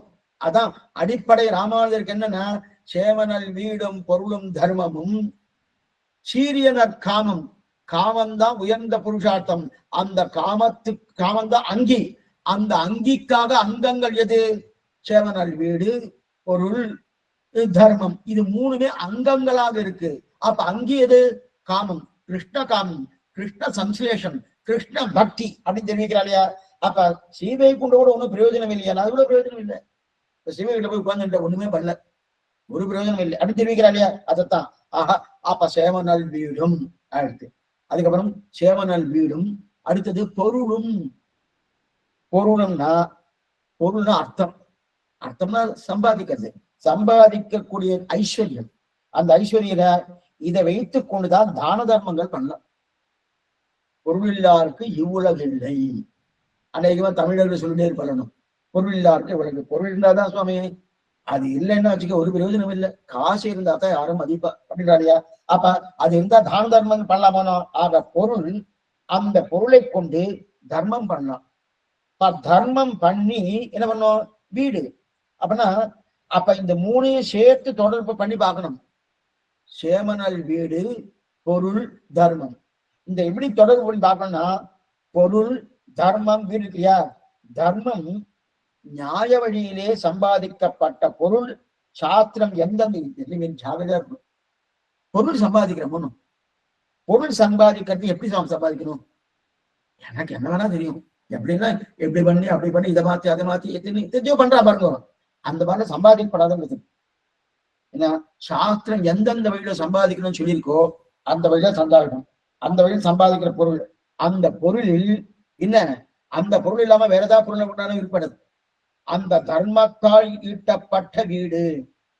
இந்த மூணையும் சேர்ந்து சாய்க்கிறார். சேமனல் வீடு, பொருள், தர்மம். சரி, அடுத்து சீரிய நற்காமம். சீரிய நற்கம், மறுபடியும் காமத்துக்கு ரெண்டு விசேஷம். சீரிய நற்காமம், சீரிய காமம், நற்காமம் இருக்க. அப்ப நற்காமம்னா என்ன? சீரிய காமம், சீரிய நற்காமம் ரெண்டா பிரிக்கிறேன். ஒவ்வொன்றும் இந்த மாதிரி பார்க்கணும். சேவநல், அது மாதிரி வீடுக்கு என்ன பார்த்தோம்? நல்வீடு, சேவநல் வீடு, ரெண்டா பிரிச்சோம். அதே போல சீரிய நற்காமம்னா, நற்காமம்னா என்ன, சீரிய நற்காமம்னா ரெண்டா பிரிக்கிறேன் இல்லையா? மேலே சொல்ல போற காமமானது அங்கி, காமம் தான் அங்கி, அதான் பிரதானம். அந்த அயன்னா தர்மத்தை பண்ணி அதையே அனுசந்தித்து அனுபவித்து ஒக்கம் பண்ண முடியாது. என்ன பண்ண முடியுமா? தர்மத்தை பண்ணிட்டு இருக்கேன், தர்மம் பண்ண அனுபவிக்க முடியும்னா அனுபவிக்க முடியாது. சரி சுவாமி, மோட்சம் அனுபவிக்கலாம்னா மோட்சம் எங்க பரமத்துக்கு போய் சேர்ந்தேன், சேர்ந்ததே போதும் ஒருத்தர் இருந்துட முடியுமானா இருக்க முடியாது. பரமத்துக்கு போய் பேசாம உட்கார்ந்துட்டு இருக்கேன், ஒண்ணும் பண்ணல. அப்ப அனுபவம் இல்லைன்னா பிரயோஜனம் இல்லை. அதே போல அதான் சொல்றேன், சேமனல் வீடு, பொருள், தர்மம். தர்மத்தை பண்ணி பண்ணி அனுபவிக்க முடியும்னா அனுபவிக்க முடியாது. ஏன்னா அனுபவம் இருந்தா தான் அங்கின்னு பேரு. அந்த அனுபவத்துக்கு எதெல்லாம் உபகரணமா இருக்கோ அது அங்கம்னு பேரு. கொஞ்சம் நல்லா தெரிஞ்சுக்கோ. அங்கி வேறு அங்கம் வேறு. அங்கிதான் பிரதானம். அந்த அங்கிக்காக அங்கங்கள் பண்ணுகிறோம். எது போல பெருமாள் திருவாராதனம் பண்ணும், முதல்ல தீர்த்தம் ஆடணும். அப்ப பெருமாள் திருவாராதனம் அங்கி, தலிகை பண்றது அங்கி. அந்த தலிகை பண்றதுக்கு முன்னாடி தீர்த்தம் ஆடிட்டு ஆச்சாரம் உள்ளுக்குள்ள போனோமோனோ, அப்ப அது அங்கம்னு அது. அதே போல இங்க என்ன ஆகுது, இப்ப காமம் சீரியனர் காமம் அங்கி. அங்கம் எது, பொருள் சம்பாதிக்கிறது அங்க. அந்த அர்த்தம் தர்மம். தர்மம் பண்ணி பண்ணி எனக்கு அனுபவிக்க முடியும், அனுபவிக்க முடியாது. சரி, மோட்சத்துக்கு போயிட்டு அனுபவிக்கிறேன்னா அனுபவிக்க முடியாது. அங்க போய் பேசாம இருந்தா ஒன்றும் புரியல. பணம் காசு நிறைய சம்பாதிச்சேன், அர்த்தம் நிறைய சம்பாதிச்சேன். எவ்வளவு பணம் பணம் வந்துட்டே இருக்குன்னா சம்பாதிச்சதே போறோம்னு ஒருத்தர் இருந்து முடிய முடியாது. அப்ப சம்பாதிக்கிறதால அனுபவிக்க முடியாது, தர்மம் பண்றதுனால அனுபவிக்க முடியாது, மோட்சம் போயிட்டு நான் பேசாம உட்கார்ந்துட்டு அனுபவிக்க முடியாது. அப்ப அந்த கீழே சொன்ன மூணுமே வைத்துக் கொண்டு வேற ஏதாவது பண்ணியாகும். என்ன சுவாமி பண்ணணும்? ஆனால் காமம் என்பது எதை வைத்துக் கொண்டு வேறு எதையும் பண்ண வேண்டாம். காமம்னா அனுபவம். காமம்னா அனுபவம். அதே போல அனுபவம் பொருள்ல கிடைக்குமா? கிடைக்காது. ஆனா அதே அனுபவம் வீட்டுல கிடைக்குமா? அங்க போய் பேசாம இருந்தா பிரயோஜனம் இல்லை. அதே போல அனுபவம் தர்மத்துல கிடைக்குமா? கிடைக்காது. அப்ப அதுவே சுயமாக புருஷார்த்தமாக இருக்குது காமம். அதனால்தான் சீரியன் சொன்னார், நற்காமம்னு சொன்னார். இப்ப கீழே மூணுக்கு இல்லாத சீர்மை என்னன்னா, இந்த மூணும் சாதனமாகத்தான் இருக்க முடியும், சாத்தியமாக ஆகிவிடாது. என்ன சாத்தியம் அப்படின்னா அது அத்தனை புருஷார்த்தமாக இராது. அனுபவத்துக்கு இந்த ஸ்ரீவைகுண்டமோ, ஸ்ரீவைகுண்டம் மோட்சானந்தம், மோட்சமோ ஆனந்தம் கூடாது. மோட்சம்னா அங்க போறது மட்டும்தான் மோட்சமோ, அல்லது தர்மம் பண்ணுவதோ, அல்லது அர்த்தத்தை சம்பாதிப்பதோ, இதெல்லாம் அனுபவமா இருக்குமான அனுபவமா இருக்காது. ஆனா அப்படின்னு அர்த்தம், அது சாதனமா இருக்கும். அதை கொண்டு இன்னொன்னு சாதிக்கிறது. எது சாதிக்கிறோம்? காமத்தை சாதிக்கிறோமோ, அப்ப காமம் சாத்தியமாகிறது. அப்ப இதுதான் பிராப்தம். இது பிராப்தமா இருக்கிறீங்க. இப்ப இது அங்கங்களாக இருந்து கொண்டு புருஷார்த்தத்தில் கொண்டு போய் சேர்க்கிறது. எது? சேமனல் வீடு, பொருள், தர்மம், இந்த மூணுமே அங்கங்களா இருந்து கொண்டு புருஷார்த்தம் என்று சொல்லக்கூடிய சீரியனர் காமத்தை கொண்டு போய் சேர்க்கிறது. சரி, இது ஸ்வயம் புருஷார்த்தம் அப்படின்னா விலட்சணமா இருந்துள்ள காமம். தத் அனுகுணம் தர்ம அனுகுணமான காமம் நற்காமம் என்றபடியாலே சொருப காமம் என்று நற்காமம்னா லௌகிக காமனம் என்று, இது வைதிக காமம். ஏன்னா சேமனல் வீடும் பொருளும் தர்மமும் சீரிய நற்காமம் இருக்கு இல்லையா? சீரிய நல்லா எடுத்துருக்கோம். சேமனல் வீடும் பொருளும் தர்மமும் காமமும். சீரிய நல் போடாம வச்சுக்கேன். ஆமா, காமம் போட்டிருக்க சுவாமி, ஆண் பெண் அனுபவிக்கிற அந்த காமம் உண்டோனும், அந்த காமத்துக்கு அது அர்த்தம் வந்துடும். அதனால நான் ஜாகிரதையா என்ன பண்ண தீவிரத்தினாரு சீரிய நற்காமம்னு ரெண்டு விசேஷம் விட்டாரு. அப்ப சீரிய நற்காமம்னு வந்துருக்கனாலே இது லௌகிகமான காமம் இல்லை, வைதிகமான காமம். ஏன்னா உலகத்து காமத்திலிருந்து இது வேறுபடுத்துறது. உலகத்து காமம்னா என்ன அர்த்தம்? ஆண் பெண் காமம். எத்தனையோ சரீர அனுபவமே காமம் சொல்லிருக்காளியா, அந்த காமத்தை இங்க சொல்ல. இங்க என்ன காமம்? கிருஷ்ண சம்ஸ்லேஷம். கிருஷ்ண சம்ஸ்லேஷம் என்கிற காமம். அந்த சித்திர சம்ஸ்லேஷம் இருக்காங்க இல்லையா, அதான் நல்காமம். அப்ப சீரிய நற்காமம். ஆக சேமனல் வீடும் பொருளும் தர்மமும் சீரிய நற்காமமும் என்றுவை நான்கென்பர். இதில் தர்மத்தை பத்தி சுவாமி ஆழ்வார் திருநர் சுவாமி ராமகிருஷ்ண சுவாமி ரொம்ப அசிவமா திருக்கிறார். இப்ப நாம கொஞ்சம் ஜாகிரதையா கேட்கணும். பொருள் சம்பாதிக்கணும் மூணும். ஏன்னா பொருள் இல்லைன்னா நம்ம இந்த லோகத்தை இருக்க முடியாது. இப்ப நீங்க இது கேட்டுருக்கேன்னா கூட இதை நம்ம முன்னாடி கூட பார்த்தோம். முன்னாடி கூட பொருளும் புதல்வரும் பூமியும் பூங்குளம் அந்த மாத்திரத்தையும் பார்த்துருக்கோம். பொருள் இல்லைன்னா இந்த லோகத்துல இருக்க முடியாது. நீங்க கேட்கணும்னாலும் அதுக்கு உண்டான உபகரணங்களை வாங்கி ஆகணுமோனும், வாங்கலைன்னா அதுக்கு உண்டான பொருளை அர்த்தத்தை பணம் சம்பாதிச்சாதான் அது கிடைக்கும். அப்ப பொருள் கண்டிப்பா வேணும்.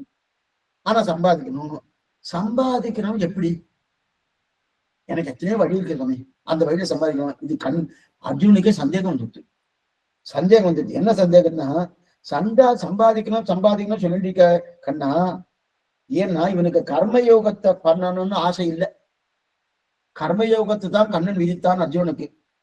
ஏன்னா ஞான யோகம்னா ஓடி போயிடலாம், யுத்தத்திலிருந்து ஓடி போயிடலாம்.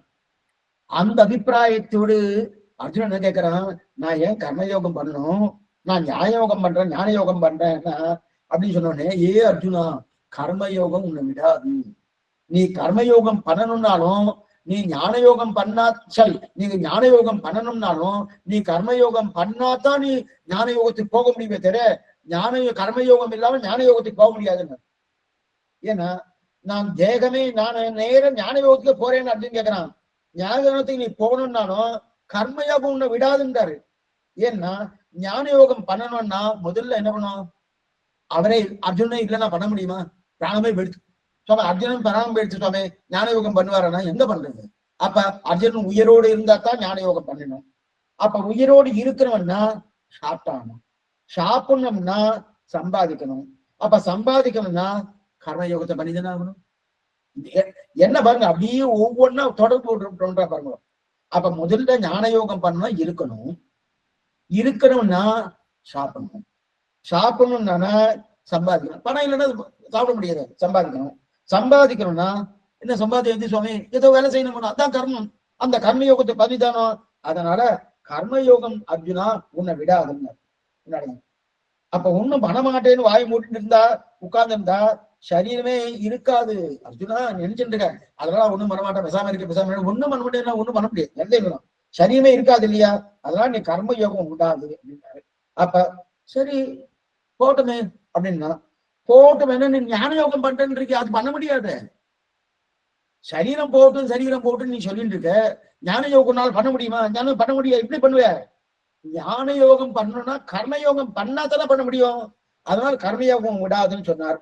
உடனே அர்ஜுனுக்கு சந்தேகம், கர்மயோகம் என்றாலே சம்பாதிக்கணும் இல்லையா, அப்ப பொருளை ஈட்டணும். பொருளை ஈட்டணும்னாலே 1000 வம்பு தும்பு வருது. இன்னைக்கு நிறைய அதுல எனக்கு அரசாங்கத்துல இவர் திடீர்னு இவ்வளவு சம்பாதிச்சிருக்காரு எப்படி, நிறைய கேள்வி வருது. அதுக்குன்னு தனியா ஒரு பிரிவே இருக்கு. பிரிவே அவ வந்துடுவான், இதெல்லாம் எப்படி சம்பாதிச்ச, இந்த நகை எப்படி வந்து கேட்கறா இல்லையா. அப்புறம் 1000 வம்புகள் இருக்கணும், அந்த 1000 வந்து சேருமே அப்படின்னு பகவான்கிட்ட கேட்கிறார். அந்த பொருளை ஈட்டுவதில் இந்த நீ சொல்ற மாதிரி நான் சம்பாதிக்கணும்னாலே அப்படி இப்படி அப்படி கொஞ்சம் கொஞ்சம் அப்படி போயிட்டு வந்துருக்கோம், அது சரி வருமா, அது என்னுடைய சுரூபத்துக்கு விரோதமாகாதா போல் இருக்கேன்னு சந்தேகப்பட்டு அர்ஜுனன் கேட்கிறான். அப்பதான் அர்ஜுனா, இந்த சம்பாதம் எளிதமா இருக்கணும், பகவத் ஆராதன ரூபமான கர்மாவா இருக்கணும். இதுதான் ரொம்ப முக்கியம். நாம சம்பாதிக்கிறோம் எப்படி வேணா சம்பாதிக்கலாம்னு கிடையாது. பகவத் ஆராதன ரூபமான கர்மா இருக்கணும். அது மட்டும் இல்ல, சாஸ்திரம் ஒத்துக்கொண்ட தர்மமா இருக்கணும், சாஸ்திரம் ஒத்துக்கொண்ட கர்மமா இருக்கணும். அந்த கர்மாவை செய்வதற்கு எது வேணும், பொருள் வேணும். அந்த பொருள் வேணும். அந்த கர்மாவை செய்ய உடம்ப கக்க வச்சு கொள்ளணும் போனோம், அதுக்கு பொருள் வேணுமானோ, அந்த பொருளை அதே சாஸ்திரம் ஒத்துக்கொண்ட வழியில பண்ணணும். சாஸ்திரம் இந்த மாதிரிதான் பொருள் சம்பாதிக்கணும், இந்த மாதிரிதான் பொருள் சம்பாதிக்கணும், இந்த மாதிரிதான் பொருள் சம்பாதிக்கணும் சொல்லியிருக்கு. அப்ப சாஸ்திரம் ஒட்டுக்கொண்ட வழியில அந்த பொருளை நேசி அந்தந்த கர்மாவை செய்.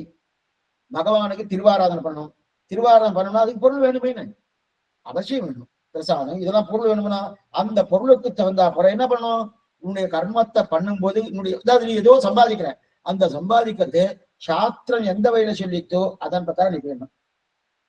நீயா எத்தையோ பண்ணிருக்கேன்னு சொல்லி பண்ணாதுன்ற. அப்ப என்ன ஆகும், நானா சம்பாதிக்கிறேன் சுவாமி, எப்படி இருந்தாலும் சம்பாதிச்சுட்டு நான் ஒண்ணும் தீய காரியத்துல பண்ணலையே. நிறைய பேர் சொல்லுவா, அவ சாஸ்திர சம்மதம் இல்லாம சம்பாதிப்பா. யாரையும் ஒருத்தர் அடிக்கிறது, யாரோ ஒருத்தர் படைக்கிறது, யாரையும் ஏமாத்துறது, அப்படியே கொண்டு வந்துருவா. கொண்டு வந்தோடனே சுவாமி அதை நான் எனக்காக நான் உபயோகப்படுத்துறேன், மக்களுக்காக உபயோகப்படுத்துறேன். ரொம்ப நியாயப்படுத்துவார் அவரு. அநேகமா நாடகத்துல இந்த காண்பா. அவெல்லாம் என்ன பண்ணுவான், ரொம்ப பெரிய பெரியவரா இருப்பார், அவர் தான் ஹீரோ மாதிரி இருப்பார். அவர்கிட்ட எங்கெங்கெல்லாம் பணங்களை அவெல்லாம் தீய வழியில சம்பாதிச்சிருக்காரனும், அவ பணத்தை கொண்டு வந்து அவள்கிட்ட கொள்ளை அடிச்சுட்டு வந்து இவர் ஒரு நல்ல வாழ் கொடுப்பா. இது சரியா? சில பேர் என்ன பண்ணுவா, இல்ல சுவாமி இது தீய வழியில தான் வந்துட்டு நான் என்ன பண்றேன், திருவேங்கடவடியான் முண்டியில போட்டுட்டேன், திடீர்னு யாரோ 10 லட்சம் ரூபாய் போட்டாலும் ஒரு நியூஸ் வரும், திடீர்னு 2 கோடி ரூபாய் போட்டுக்கான்னு நியூஸ் வரும். பார்த்துருக்கோம். எப்படி வந்தது, என்னமா வந்து, யார் படம் தெரியாது, போட்ட வாரம் நம்ம கண் முன்னாடி பார்த்ததான் தெரியும், யார் படம் தெரியாது, அது தெரியாது இல்லையா? இப்ப அதெல்லாம் சரியா சுவாமி? இல்ல இல்லையா சுவாமி? நான் தீய வழியில அதை சம்பாதிச்சிருந்தாலும் நல்வழியில தானே அதை செலவழிக்கிறேன். சாஸ்திர சம்மதம் இல்லை.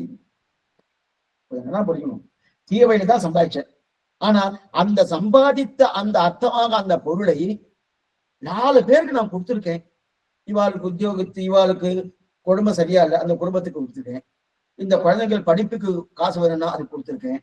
அவளுக்கு ஏதோ வியாதி ரொம்ப சிரமப்பட்டு இருக்கா, அவளுக்கு கொடுத்துருக்கேன். அதெல்லாம் நல்லதுதானே? இல்லைன்ற தீய வழியில சம்பாதிக்க கூடாது. அப்ப இதுக்கு சொல்ல வந்தேன்னா, அப்ப இதெல்லாம் அப்ப சம்சாரத்தை களப்படுத்துமே கர்மா சம்பாதிக்கிறன்றாலே களப்படுத்தணும்னு நினைக்காத அப்படின்னா அந்த அர்த்தம் கூட புருஷார்த்த மார்க்கமானா கேள்விக்கேன்னா அர்த்தத்தை வைத்துக் கொண்டா எத்தனையோ தான தர்மங்கள் பண்ண முடியும், எத்தனையோ தான தர்மங்கள் நம்மால பண்ண முடியும். சரி சுவாமி, அப்ப எத்தனையோ தான தர்மங்கள் பண்ண முடியும்னா, ஆனால் அந்த அர்த்தம் விதிக்கப்பட்ட சாஸ்திரம் என்ன விதிச்சிருக்கோ, சாஸ்திரம் எப்படி சொல்லிட்டோ அதன்படி சம்பாதிக்கப்பட்ட அர்த்தமாக இருக்கணும். அதன்படி சம்பாதிக்கப்பட்ட அர்த்தமா இருக்கணுமே தவிர, நான் எந்த பொருளை காப்பாத்திருக்கணும் அந்த பொருள் இருக்க ஆசையில அந்த பொருளை எப்படியே சம்பாதிச்சுட்டு சுவாமி அப்படின்னு புரியுது. 2வது, நீ சம்பாதிக்கிறீங்கன்னு இது வேற ஒண்ணு. சாஸ்திர சம்மதமாக சம்பாதிக்கணும், சம்பாதித்த அந்த பொருள் மேல ஆசையை விடணும். உங்க வீடு வாங்கியிருக்கேன், உத்தியோகத்துக்கு போயிட்டு அது நீ சாஸ்திரம் படி சொல்லிருக்கு, அது மாதிரி வீடு வாங்கிட்டேன், வீடு வாங்கிட்டேன் அப்படின்னு அதன் மேல ஒரு பிரேமை இருக்குமோ, அதன் மேல ஒரு ஆசை இருக்குமோ, அந்த ஆசை விட்டுன்றது. ஆசை விட்டீங்கன்னா ஆசை விட்டு நீயும் மேலே அந்த பொருளை சம்பாதி. அந்த இது போறன்னா சாமானியமா சிலதெல்லாம் இல்ல, அந்த தொழில் எல்லாம் கத்துக் கொடுக்குறா பாருங்க. சில குழந்தைகள்லாம் படிப்பு சரியாகலாம், அவ வந்து தொழில கொண்டு போய் சேர்த்துருவா. தொழில் கண்டு சேர்க்கச்சே அவ சொல்லுவா, அது மாதிரி இந்த தொழில் தெரிஞ்சிருந்தீங்கன்னா இந்த மாதிரி சம்பாதிக்கலாம், இந்த மாதிரி சம்பாதிக்கலாம், இந்த மாதிரி உனக்கு இந்த மாதிரி காசு வரும்னு சொல்லிச்சு. இவன் இந்த கற்றுக்கொள்ளும் போதே இந்த பிள்ளையான என்ன பண்ணுவான், ஓ இதை தெரிஞ்சுட்டா இது கிடைக்கும் போட்டுருக்கு, இது தெரிஞ்சா இது கிடைக்கும் போட்டுருக்கு, அந்த எண்ணத்தோடு தொழிலை கத்துட்டான்னு வச்சுக்கா, தொழிலே வராது. அப்ப அந்த ஆசையை விடணும். கத்துக்கிறதே பிரயோஜனம்ங்கிற ஆசையோடு கத்துக்கணும். அதே போலங்க நான் அர்த்தத்தை சம்பாதிக்கிறேன், சம்பாதிச்சுன்னா அந்த அர்த்தத்து மேல ஆசை வைக்கப்படாது, ஆசை வைக்காம இருக்கணும். அது சரி சுவாமி, இதெல்லாம் இந்த பொருளை நீயும் மேலே பொருள் சம்பாதிக்கணும், எதற்காக சம்பாதிக்கணும்? சரீரத்தை கக்க வச்சுக்கணும் போகணும். இந்த சரீரம் இருக்கணும்னு சாப்பிட்டாதானே இந்த சரீரம் நிற்கும், இல்லைன்னா நிற்காது இல்லையா? ஆனா சரீரத்துக்கு சம்பாதிக்கணும். யாத்திரை பண்ணணும், தொடங்கணும். யாத்திரை என்னன்னா ஸ்ரீரங்க யாத்திரை, இந்த யாத்திரை இல்ல, இந்த சரீரங்கிற யாத்திரை தொடங்கணும். அப்ப கர்மயோகத்தை செய்யணும், அதனால் ஞான யோகத்தை பெறணும், மோட்சம் அடையணும். அதுக்கு மேல பக்தி ஆராதன ரூபா பண்ண மோட்சம் அடையணும் தெரியுது. அப்ப பகவத் ஆராதன ரூபமா கர்மத்தை பண்ணு, அந்த பொருள் ஈட்டுவதில் தப்பு கிடையாது. பகவத் ஆராதன ரூபமா நீ வந்து நீ சம்பாதிக்கணும். எதுவா இருந்தாலும் சாஸ்திரம் சொன்னபடி சம்பாதிச்சேன்னா அதுல அந்த மாதிரி பொருளை ஈட்டினாலும் அது தப்பு கிடையாது. அதை விடுத்து எப்படியோ சம்பாதிக்கணும் சுவாமி, அவ்வளவுதானே, நான் ஏதோ பண்றேன் அப்படின்னு சொல்லி எப்படியும் வேற ஏதோ வழியில சம்பாதிக்க நினைச்சா வேறு பலத்துக்காக ஈட்டினாலும் தப்பு. இதெல்லாம் ரொம்ப நல்லா புரிஞ்சுக்கணும். இல்ல இல்ல, எனக்கு சரீரம், என் மனைவி, என் பிள்ளைகள், இவாளுக்கெல்லாம் சம்பாதிக்கணும் அப்படின்னு தான் தெரியும். இல்ல சுவாமி, இது என்னோட இல்ல, எனக்கு அடுத்து ஒரு 4 தலைமுறை வருமானம், எனக்கு பேரன் இருக்கான், பேத்தி இருக்கா, அவளுக்கு கொள்ளு பேரன் கொள்ளு பேத்தி இதெல்லாம் வரணும், அவளுக்கும் சேர்த்து வச்சிருவேன். அதுன்னு வச்சுன்னா அப்ப அந்த மாதிரி எடுத்து வச்சுக்கேன். வேறு பலத்துக்காக ஈட்டினாலும் அது தப்பு. உனக்கு என்ன தேவையோ, உன் குடும்பத்துக்கு என்ன தேவையோ அது வரைக்கும் பாரு. அதாவது சாஸ்திரம் சொல்லாததை செய்து ஈட்டினாலும் தப்பு, வேறு பலத்துக்காக செய்தாலும் தப்பு. வேறு பலன் என்ன? நானே என்னுடைய நிலைக்கு தாண்டி எங்கெங்கோ அங்க ஒரு 4 வீடு வாங்குறேன், இங்க ஒரு 4 வீடு வாங்குறேன், இன்னைக்கு நிறைய இருக்கு. தம் பேர்ல இல்லாம யார் பேர்லயே வாங்கி வைக்கிறா, இருக்கு இல்லையா? அதெல்லாம் அந்த மாதிரி பண்ணாலும் தப்பு. அது மட்டும் இல்ல, சாஸ்திரம் சொல்லாத விஷயத்துல அது பண்ணாலும் தப்பு. அப்ப இந்த 2 விஷயம் ரொம்ப முக்கியம். பகவான் ஆராதன ரூபமாக அல்லாமல் வேறு பலத்துக்காக அந்த பொருளை ஈட்டினாலும் தப்பு. சாஸ்திரம் எந்த வழியில் சொல்லப்பட்டதோ அந்த வழியில் சம்பாதிக்காமல் வேறு வழியில் சம்பாதித்தால் அதுவும் தப்பு. இந்த ரெண்டு முக்கியம்.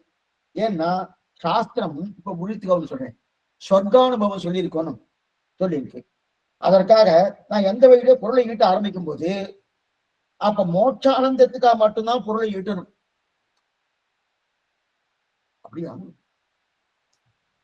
ஆத்ம உஜ்ஜீவனக்காக தான் பொருள். இந்த சரீரம் எது தெரியுமா? சரீரம் ஆத்தியங்கனு தர்மசாதனம் சொல்றது சாஸ்திரம். பகவான் உங்க சரீரத்தை கொடுத்துருக்கான்னா இந்த சரீரத்தை வச்சுட்டு என்ன நானே அனுபவிக்கிறது இல்லை. அப்ப என்ன சுவாமி? பொருளை ஈட்டுறதுக்கு. அதுவும் வந்து சாஸ்திரம் கொடுத்தவரை பொருள் ஈட்டி இந்த ஆத்மா உஜ்ஜீவன் அடிக்கணுமோ, உஜ்ஜீவனா மோட்சானந்தம் போகணுமோ, மோட்சானந்தம் போகணும்னா சரீரம் இல்லைன்னா போக முடியாது. ஆனா சரீரம் அங்க போகாது, சரீரம் இருக்கணும். ஆனா அந்த சரீரத்தை வைத்துக் கொண்டு நம்ம என்ன பண்றோம்? தப்பான காரியம் பண்றோம். சரீரமே பிரதானம் வச்சுக்கிறோம், ஆத்மா பிரதானம் கொடுக்கணும். அப்ப ஆத்மாவுக்காக சரீரம் அப்படின்னு வச்சுட்டு பண்ணியாச்சுன்னா அதுல தப்பு வராது. அப்ப இல்ல சுவாமி ஆத்ம உஜ்ஜீவனம் இல்ல சுவாமி, மோட்சானந்தம் இல்ல, இந்த சரீர அனுபவம் சொர்க்கானுபவம் வேணும். இந்திரலோகம் போயாச்சுன்னா அங்க ரம்பாத்தில ஒரு சில நாட்டிய கச்சேரி நடக்கணுமே, அதெல்லாம் அனுபவிக்கணும் அப்படின்னு பண்ணாச்சுன்னா அது தப்பு. அப்ப மோட்சானந்துக்கு மட்டும்தான் பொருள் ஈட்டணும். ஆக சாஸ்திரமே இந்த இடத்துல பாருங்க, சொர்க்கானுபவம் சாஸ்திரம் சொல்றதுதான். ஜெவஜுக்டோமம் சொர்க்காம விஜயத்தன்னு சொல்லியிருக்கு. ஜெவஜுக்டோமம் பண்ணான்னா சொர்க்கத்துக்கு போறான்னு சாஸ்திரமே சொல்லியிருக்கு. சாஸ்திரம் சொல்லியிருக்க சுவாமி, அந்த படத்துக்காக நான் பண்ணணும்னா பண்ணப்படாதுன்றது. சாஸ்திரம் சொன்னவனாலும் அந்த படத்துக்காக பண்ணப்படாதுன்றது. ஏன்னா அப்படி மோட்ச பலத்துக்காக செய்தும் சாஸ்திரத்தில் சொல்லாத ஒன்றை செய்யக்கூடாது. சொர்க்கத்துக்கு போறதுக்கு உண்டான அதுக்குண்டான அர்த்தத்தை சம்பாதிப்பது கூடாது. ஆனா சாஸ்திரம் ஒத்துண்டு இருக்க சொர்க்கம்னா ஒத்துண்டு இருந்தாலும் நீ படப்படாது. ஏன்னா இதுக்காக பகவத் ஆராதன ரூபமா இருக்குன்னு சொல்லியிருக்கேன். சொர்க்கானுபவத்துக்கு போகுது பகவத் ஆராதன ரூபம் இல்லையே, அதை பண்ணக்கூடாது. சரி, பகவத் ஆராதனை தான் பண்ணிட்டு இருக்கேன், அதுதான் சம்பாதிக்கிறேன்னா வேறு வழியில சம்பாதிக்கிறேன். என்ன வழியில? சாஸ்திரம் சொல்லப்படாத வழியில, அதுவும் தவறுன்றது. சாஸ்திரம் சொல்லாத வழி அதுவும் தவறுன்னு தருது. ஏன்னா அந்த மாதிரி செய்யக்கூடாது. ஆக சாஸ்திரத்துல சொன்னதை தான் பண்ணணும், அதுவும் மோட்சத்திற்காக பண்ணணும். சாஸ்திரத்துல சொன்னதான் பண்ணும், அதையும் சொன்னேன். ரெண்டையும் விதித்தான் கண்ணன். கண்ணன் இதுதான் ரொம்ப ஆசிரமத்திற்கு ரெண்டையும் விதித்தான். இப்படி கர்ம இப்ப இந்த இடத்துல அப்படி சம்பாதித்தா தவறப்படாது. சாஸ்திரம் சொன்னபடி சம்பாதிக்கணும், அதுவும் மோட்சானந்துக்கா சம்பாதிக்கணும் அப்படின்னு தெரிவிக்கிறார். இதுக்கு மேல ராமகிருஷ்ண ஐயங்கார் சுவாமி அமுதம் இருந்துன்னு எடுத்திருக்காரு. அதையும் சேர்த்துதான் நீங்க சொல்லிட்டு இருக்கேன். அதுல திருக்குறளை உதாகரிக்கிறார். திருவள்ளுவர் திருக்குறள் போட்டுக்காரணும். அந்த திருவள்ளுவர் நாம் வழியல்லா வழியில் எந்த சொந்தை சம்பாதித்தோம் அந்த வழியில் நாம் சொத்தை சம்பாதித்து இருக்கப்படாதுன்ற. வழியல்லா வழியில சொத்தை சம்பாதிக்க கூடாது, அது சம்பாதிக்கப்படாது. அந்த சொத்தை வைக்கிண்டு நாம் நன்னா உண்டு இதெல்லாம் செய்தா அந்த செய்த கர்மால இந்த கர்மாவும் ஏற்பட்ட நன்மை எல்லாம் ஒருத்தருந்து சொத்து வாங்கினால்தான் போயிடும். அதுதான் முன்னாடி சொன்னேன், யார்கிட்டயோ சாஸ்திரம் சம்மதித்த வழியால நான் சொத்தை சம்பாதிக்கல, ஏதோ ஒரு தவிர்த்தா பண்ணி அப்படின்னு சொத்தை சம்பாதிச்சிட்டேன். சம்பாதிச்சுக்கிட்ட வந்துடுச்சு. வந்ததுக்கு அப்புறம் நான் என்ன பண்ணேன்? ஓஹோ, இதுதான் முன்னாடி சொன்னேன். என்ன பண்ணேன்? எப்படி இருந்தாலும் அது தவறான முறையில தான் சம்பாதிச்சு, எனக்கு தெரியாது, சாஸ்திரம் தெரியாது, தவறான முறையில தான் சம்பாதிச்சிருக்கேன். அதுக்கு பிராயச்சித்தமா என்ன பண்ணிடலாம்னா, நல்லவர்களுக்கு போய் இதெல்லாம் நல்ல உதவி பண்ணிடலாம். இவாளுக்கு படிப்பு இல்லையா, அந்த படிப்புக்கு உண்டான உதவி பண்ணலாம். இவாளுக்கு இந்த உத்தியோகத்துக்கு இவா குடும்பம் ரொம்ப நசிச்சு போறதா, அவளுக்கு உதவி பண்ணலாம். இவாளுக்கு வியாதியால் அவத்தப்பட்டு இருக்காளா, அவளுக்கு இந்தந்த பணம் இருக்காங்களா, அவளுக்கு உதவி பண்ணலாம். இந்தந்த குழந்தைகளுக்கு இந்தந்த கிராமத்துல இவாளுக்கெல்லாம் இந்தந்த சௌரியம் இல்லையா, அதுக்கெல்லாம் பண்ணலான்னு என்ன பண்ண, தவறான முறையில சம்பாதித்த அந்த ஈட்டின பொருளை அந்த பணத்தை கொண்டு அவளுக்கெல்லாம் தானம் பண்ணிட்டேன். இப்ப நீங்க நன்மை தானே சுவாமி, எனக்கு ஒண்ணு அந்த பாவம் வராதுன்னா போடணும். சிறிய வாழ்க்கை எடுத்திருக்கேன், நல்ல வாழ்க்கை கொடுத்துட்டேன். இதுல என்ன இருக்கு? நான் எடுத்துக்கலையே, நான் எடுத்திருந்தா தானே தப்ப இல்ல. சாஸ்திரம் சம்மதித்த வழியில சம்பாதிக்கணும். அப்ப அது பாவமானா பாவமே. அப்ப நான் பண்ணது புண்ணியம் வராதான்னா, இந்த புண்ணியம் யாருக்கு தெரியுமா போகும்?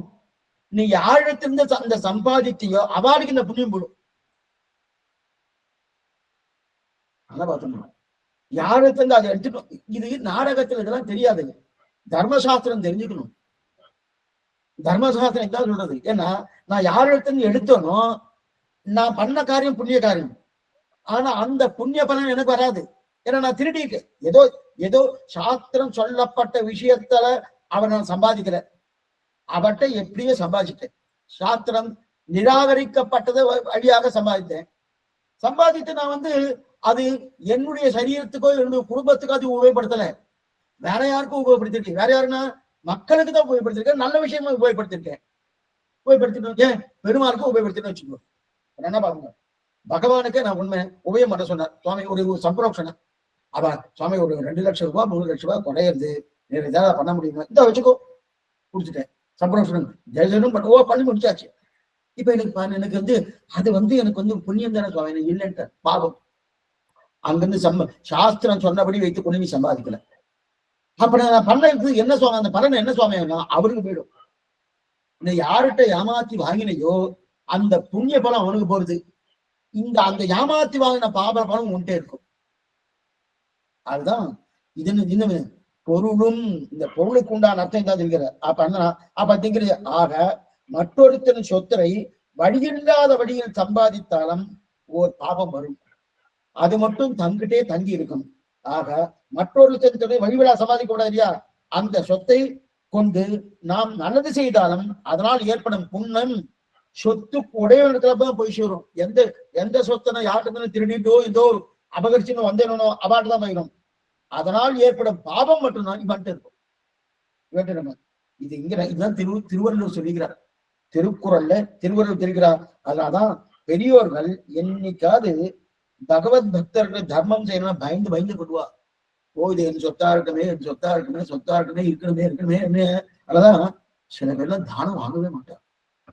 எப்படி வந்ததோ தெரியல, எல்லாம் வந்ததோ தெரியல அப்படின்னு பயந்துட்டே இருப்பார். அந்த காலத்துலாம் தானம் கொடுக்கணும்னாலே இன்னார் கையால வாங்கலாம், இன்னார் கையால வாங்கப்படாதுன்னு வேற வச்சுட்டு இருக்கா. ஏன்னா அவெல்லாம் எப்படி சம்பாதிக்கிறான்னு தெரியாதுன்னு.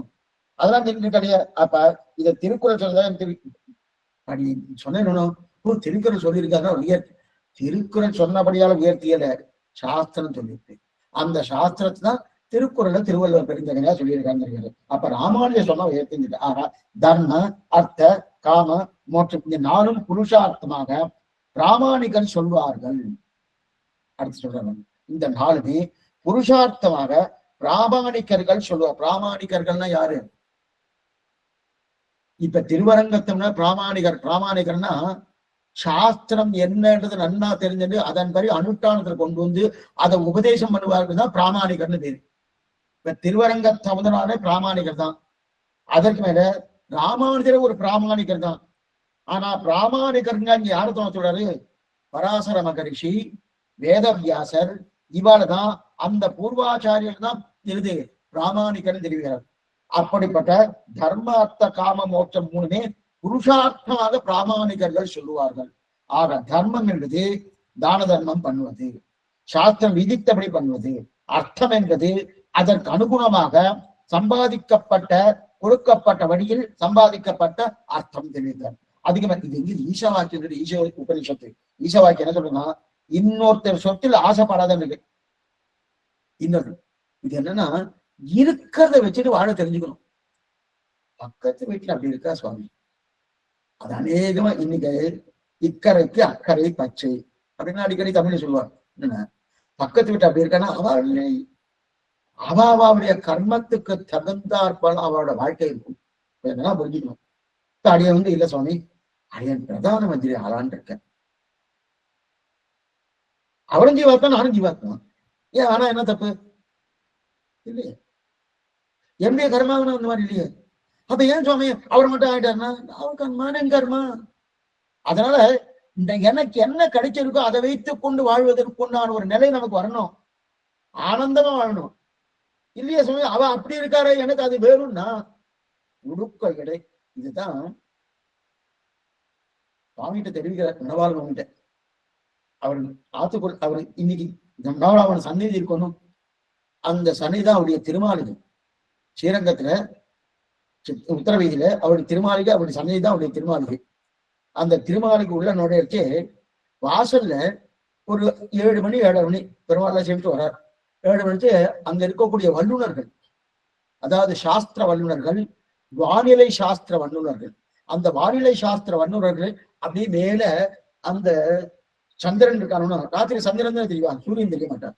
அந்த சந்திரன் இப்படி பார்த்துட்டு இருக்காங்க. பார்த்துட்டு இருக்கச்ச மனவாரம் அப்படியே வந்துட்டு இருக்க. என்ன பாக்குறேன்னு ஒண்ணும் இல்லை, லோகம் சுபிக்ஷமா இருக்கணும்னா, இந்த லோகமானது சுபிக்ஷமா இருக்குன்னா சந்திரனுடைய கலை இந்தந்த மாதிரி இருக்கணும்னு இருக்கார். என்னென்ன மாதிரின்னு கேட்டார்.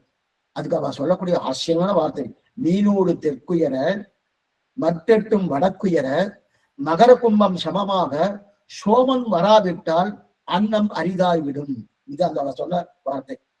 மீனோடு தெற்குயர, மீன மாசம்னா பங்குனி மாசம், மீனோடு அதோடு சேர்த்தாச்சுன்னா சித்திர மாசம். மீனுக்கு அப்புறம் சித்திரம் தானே, மீன் முடிஞ்சு விடுறது, மறுபடியும் சித்திர மாசம் வருது. அப்ப பங்குனி மாசம் சித்திர மாசம் இந்த 2 மாசமே தெற்குயர, சந்திரனுடைய கலை தெற்கு பக்கம் உயர்ந்து இருக்கணுமா. மீனோடு தெற்குயர மற்றெட்டும் வடக்குயர, மற்றெட்டுன வைகாசி மாசம் தொடங்கி மார்கழி மாசம் தெரியந்து 8 மாசங்கள். அந்த 8 மாசங்கள் தமிழ் மாசம், நீங்க ஆங்கில மாசத்துக்கு போக வேண்டாம். அப்ப வைகாசி மாசம் தொடங்கி மார்கழி மாசம் பரியந்தம் அந்த மற்றெட்டு வடக்கு பக்கம் சந்திரனுடைய கலை உயர்ந்து இருக்கணும். மகர கும்பமும் சமமாக, மகர மாசம் என்பது தை மாசம், கும்ப மாசம் என்பது தை மாசி மாசம். இந்த 2 மாசமே சமமா சந்திரனுடைய கலைக்கு சமமா இருக்கணும்.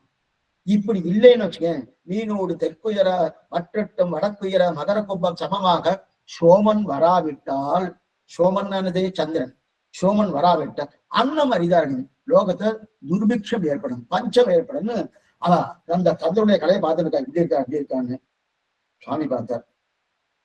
ஏன் சபை பண்றீங்க, இதுக்காக இந்த சமம்னா சாஸ்திரம் சொல்லியிருக்கு சுவாமி, ஒண்ணு இருக்கட்டும், சாஸ்திரம் தான் இல்லைன்னு சொல்லல. இருந்தாலும் இப்ப நான் ஒண்ணு சொல்றேன், அதுக்கு சுவாமி சொல்ற மனவாரமணி, உடை கோமணம் உண்டு, உறங்க புறம் தென்னை உண்டு, அடைக்காய் கனி உண்டு, அருந்த தண்ணீர் உண்டு, ஷடகோபரீந்த தமிழ் 1000 உண்டு, வடகோடு சாய்ந்தால் என்ன தென்கோடு உயர்ந்தால் என்ன வான்பிறைக்கேனர்.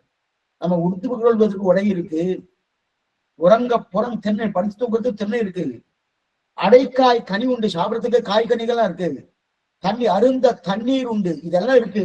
இதெல்லாம் இருந்து ஒரு பிரயோஜனம் இல்லை. ஷடகோபரீந்த தமிழ் 1000 இருக்கணும். அதுக்கப்புறம் வடகோடு சாய்ந்தாருன்னா தென்கோடு இருந்தாருன்னா எதுக்காக இதை எடுத்தேன்னா, இருக்கிறத வைத்துக் கொண்டு வாழ்வதற்கு நம்ம தயாரா இருக்கணும். புதுசா வேணும்னு பார்த்துக்கூடாது.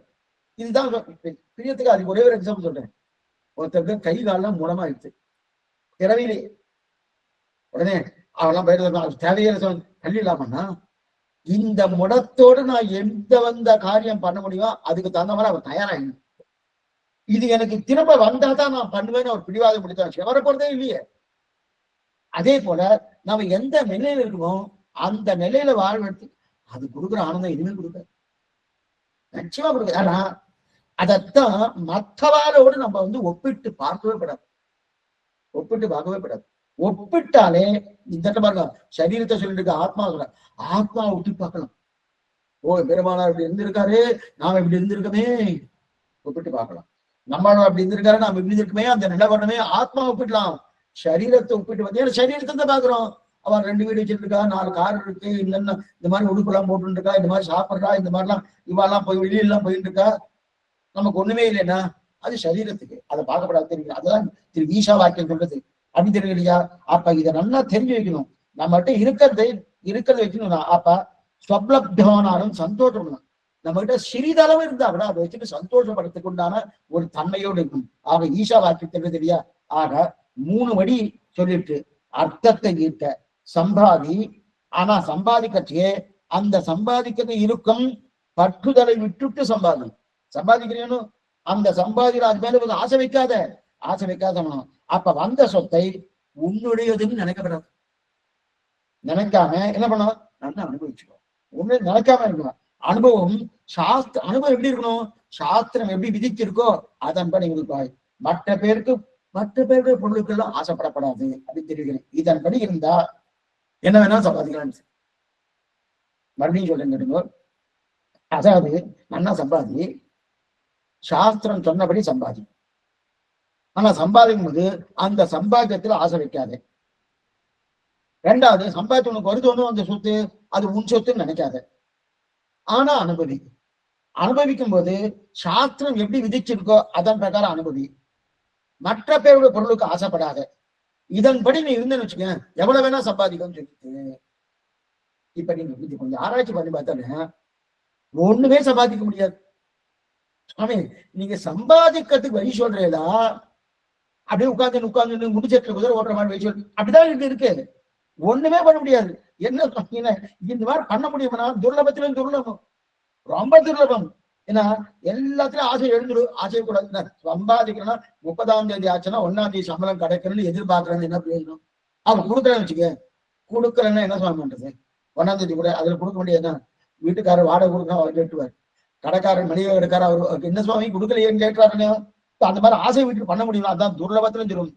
எல்லா இடத்துலும் ஆசை இருந்து கொண்டுதான் இருக்கான். ஆனா மோட்சம் கிடைக்கணுங்கிற சொன்னாதான் அப்ப இதெல்லாம் இந்த மாதிரி சரி சுவாமி இந்த மாதிரி இருந்தாதான் மோட்சம் கிடைக்கணும். அதான் கண்துடைப்பு.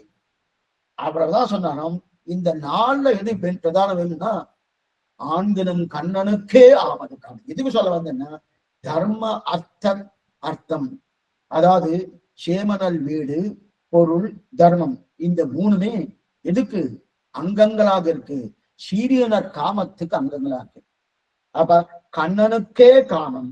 அப்ப நமக்காக இல்லாமல் என்ன பாருங்க, நமக்காக இல்லாமல் நமக்கும் அவனுக்கும் இல்லாமல். இந்த இடத்துல காமம் எப்படின்னா நமக்காக இல்ல, பகவான் அனுபவிக்கிறேன், என் ஆனந்தம் எனக்கு இருக்கப்படாது. இல்ல சுவாமி எனக்கும் ஆனந்தம் அவருக்கும் ஆனந்தம். சமித்து பாதி சாவித்திரி பாதி. சமித்து பாதி சாவித்திரி பாதினா நம்ம காயத்ரி ஜபம் பண்றோம். முன்ன நாள் யஜ்னோபீதம் போட்டுவா ஆவணி ஆவட்டம். மறுநாள் காயத்ரி பண்ணணும். காயத்ரி ஜபம் பண்ணணும்னா 1000 தடவை சொல்லணும். இந்த பிள்ளைக்கு சிறு வயசு குழந்தை இல்லையா, 8 வயசு 10 வயசு இருக்கும். இவருக்கு காயத்ரி 1000 தடவை பண்ணணும்னா அப்ப இவருக்கு அதுல ஏதாவது விளையாடணும்னு ஆசையா இருக்கு. அப்ப என்ன பண்ணா ஒரு சமித்தை எடுத்து போடுவார், ஒரு தடவை சாவித்திரி காயத்ரி சொல்லுவார். 2000 இதான் சமித்திரி பாதி சாவித்திரி பாதி. சுவாமி 2 பண்ணிட்ட அப்படின்னா அப்படி வாயில உச்சரிக்கிறது ஒண்ணுதான். சமித்து போட்டபடியால அது ஒண்ணு அர்த்தம் இல்லை. சமித்து ஒரு அச்சித்து உச்சரிக்கிறதா பிரதானம். அப்படின்னா அதனால சமித்து பாதி சாவித்திரி பாதி இருக்கப்படாது. அப்படின்னா எனக்கும் ஆனந்தம் அவருக்கும் ஆனந்தம். அந்த மாதிரி முதல்ல எனக்கே ஆனந்தம்னு பார்த்தோம். அது கூடா சுவாமி அதெல்லாம் கிடையாதுன்னு. சரி, அவருக்கும் ஆனந்தம் எனக்கும் ஆனந்தம் அப்படின்னா அதுவும் கூடாது. அப்ப நமக்காக முதல் படியில் இருக்கும்னு அர்த்தம். நமக்காக முதல் படி தான். இப்ப நமக்கும் அவனுக்காக இருக்குன்னா 2ஆம் படியில் இருக்கும்னு அர்த்தம்.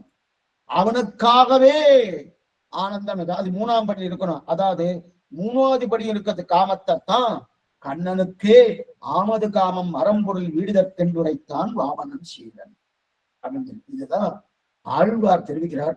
தனக்கேயாக எனக்கொள்ளுமேதே எனக்கே கண்ணனை யான்கள் சிறப்பே, எனக்கே ஆட்சை எக்காலத்தென்றும் என் மனக்கே இடவீடின்றி மன்னி தனக்கேயாக எனக்கொள்ளுமேகே எனக்கே கண்ணனை யான்கொள்கிறேன்.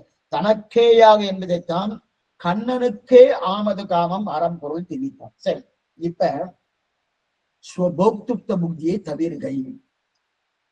இந்த பகவானோடு நம்ம கலந்தால் சம்சேஷித்தால் ஆனந்தம் நமக்கல்ல பகவானுக்கு. அப்ப கிருஷ்ண காமத்துக்கு வந்தாச்சு. சரி சுவாமி, கிருஷ்ண காமத்துக்கு எனக்காக காமன்னு சொன்னா நல்லா பார்க்கணும். எனக்காக காமன்னு சொன்னா அது லௌகிக்க காமம். லௌகிக்க காமம் என்ன அர்த்தம்? ஆண் பெண் இருவர்களுக்கு ஏற்பட்ட காமம் இல்லையா, அந்த காமம் தான் லௌகிக்க காமம். எனக்கும் அவனுக்கும் காமம்னு சொல்லியாச்சுன்னா காமம் சுவாமி அப்படின்னு சொல்லியாச்சுன்னா உலகத்து காமத்தை தொடர்ந்து பகவத் விஷய காமம் வந்தாச்சு. இப்ப எனக்கும் அவனுக்கும் என்னன்னு அர்த்தம்? முதல்ல எனக்கு என்னன்னு அர்த்தம்?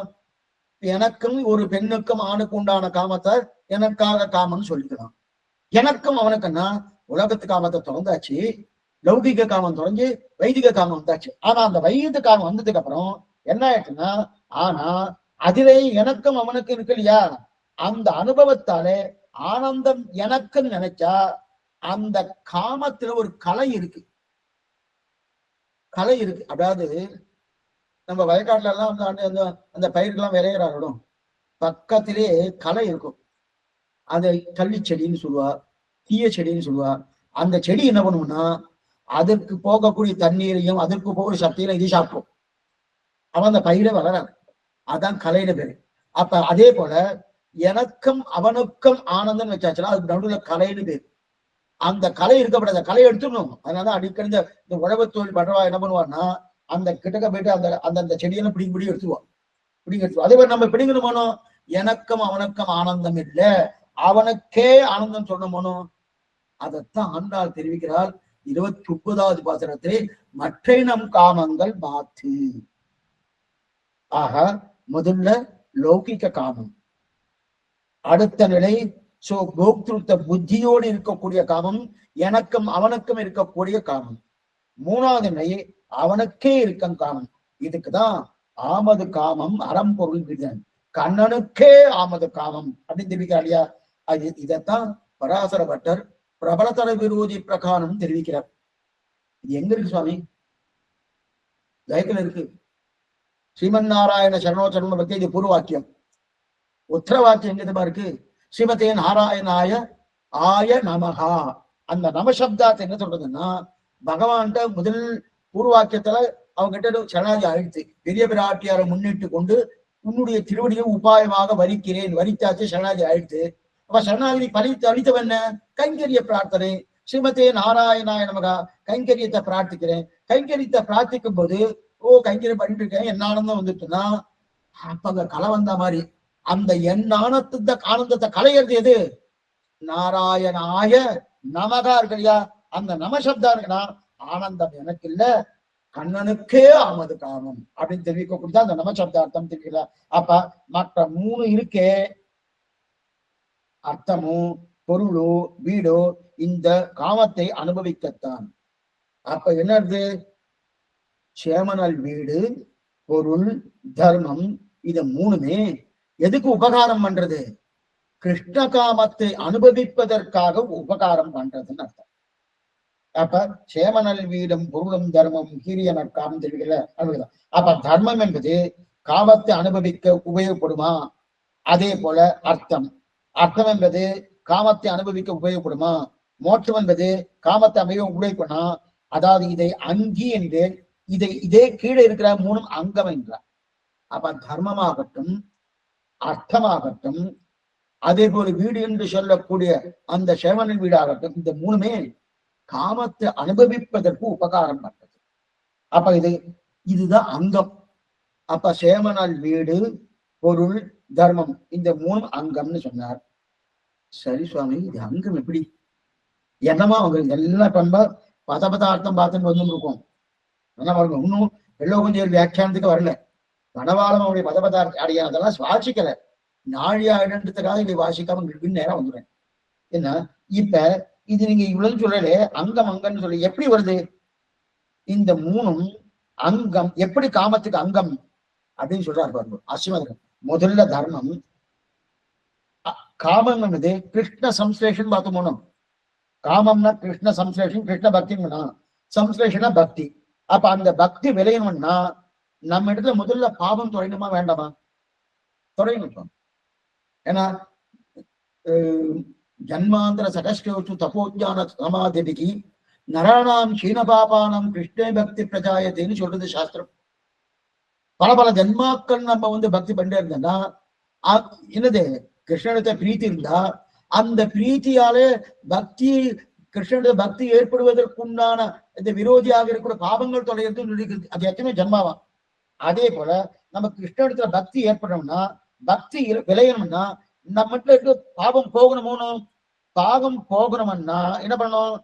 தர்மேன பாபம் அபனுததி. தர்மத்தை பண்ணத்தான் சேர்த்து வைத்து இருக்கக்கூடிய பாவம் தொலையும். அப்ப சேர்த்து வைக்கிற பாபம் போனா கிருஷ்ண பக்தி விளையாது. பாருங்க, இப்ப தர்மத்தை ஆனா அந்த தர்மத்தை பண்றதுக்கு என்னன்னா சாஸ்திரம் சம்மதித்தபடி அந்த அர்த்தத்தை சம்பாதிக்கணும். அது கொஞ்சம் என்ன படிக்கணும். நான் தர்மத்தை பண்ணணுமா, அங்கங்க இழுத்துட்டு வந்துடுறேன், அங்கங்க திருடிட்டு வந்துடுறேன், அங்கங்க பிடிங்கிட்டு வந்துடுறேன்னு பண்ணா அது பிரயோஜனம் இல்லை.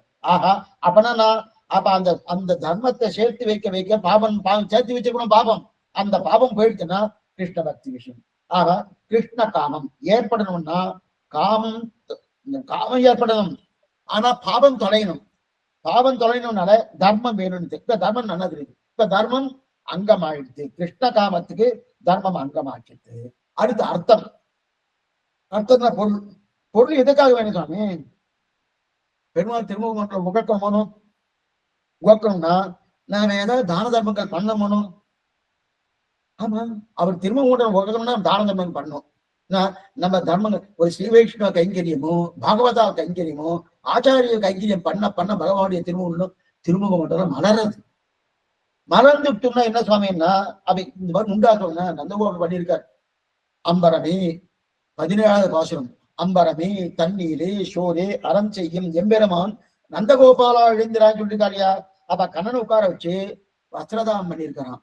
கண்ணனை உட்கார வச்சு தீர்த்த தானம் பண்ணியிருக்காராம். கண்ணனை உட்கார வச்சு அன்னதானம் பண்ணியிருக்காராம். அப்ப உடனே வஸ்திரதானம் பண்றச்சு கண்ணன் பார்த்து ஓ நம்ம தகப்பனா என்னமா வஸ்திரதானம் பண்ண சிரிச்சுட்டே இருக்கிறோம். அதே போல அந்த கண்ணனை உட்கார வச்சு தீர்த்த தானம் பண்ணுவாராம். ஓ நம்ம தகப்பனா என்னமா தீர்த்த தானம் பண்ணாரு சிரிச்சுட்டு இருப்பாராம். அன்னதானம் பண்ணிட்டு இருப்பாராம். அதே போல அந்த குழந்தைய பார்த்த உடனே ஒன்னமா நம்ம தவக்கலாம் பண்ணான்னு கண்ணனுக்கு ஆனந்தம். அந்த ஆனந்தம் அப்ப தானம் பண்ணினார் இல்லையா? அப்ப கிருஷ்ண காலம் சம்சேஷத்துக்கு தானம் பண்ணித்தான் ஆகணும். தானம் பண்ணினால்தான் குழந்தைக்கு ஆனந்தம். கிருஷ்ணம் என்று குழந்தைக்கு ஆனந்தம் எப்படிதா?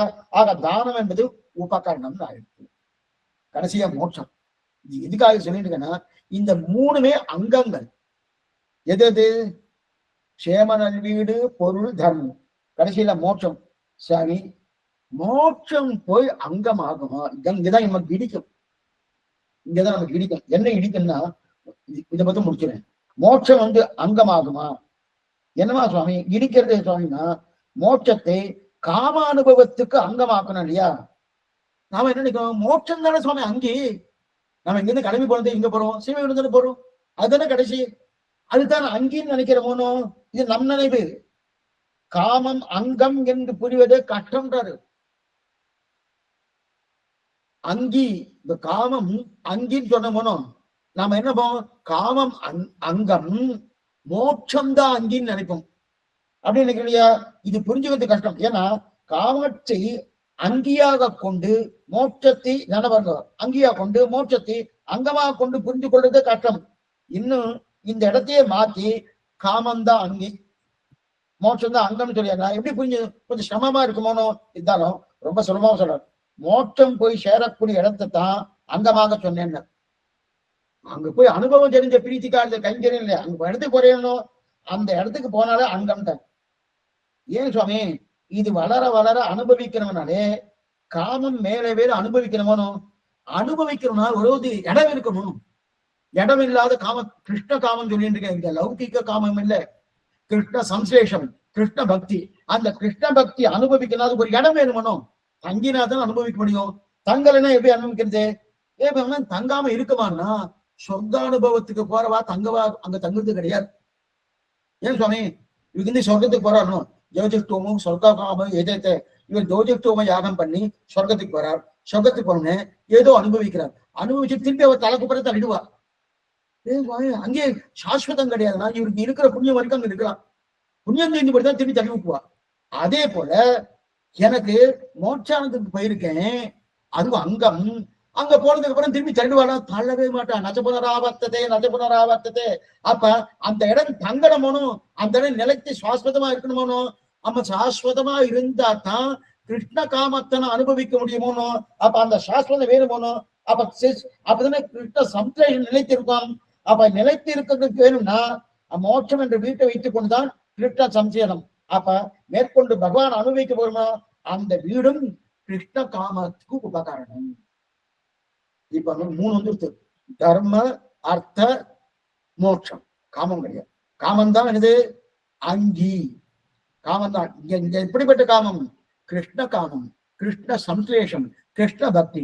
அதை அனுபவிப்பதற்காக இந்த மூன்றுமே எந்தெந்த 3? சேமனல் வீடு என்ன, பொருள் என்ன, தர்மம் என்ன? இந்த மூணுமே அதுக்கு உபகரணங்களா இருக்கு, அங்கங்களாக இருக்குன்னு தெரிவிக்கிறார்.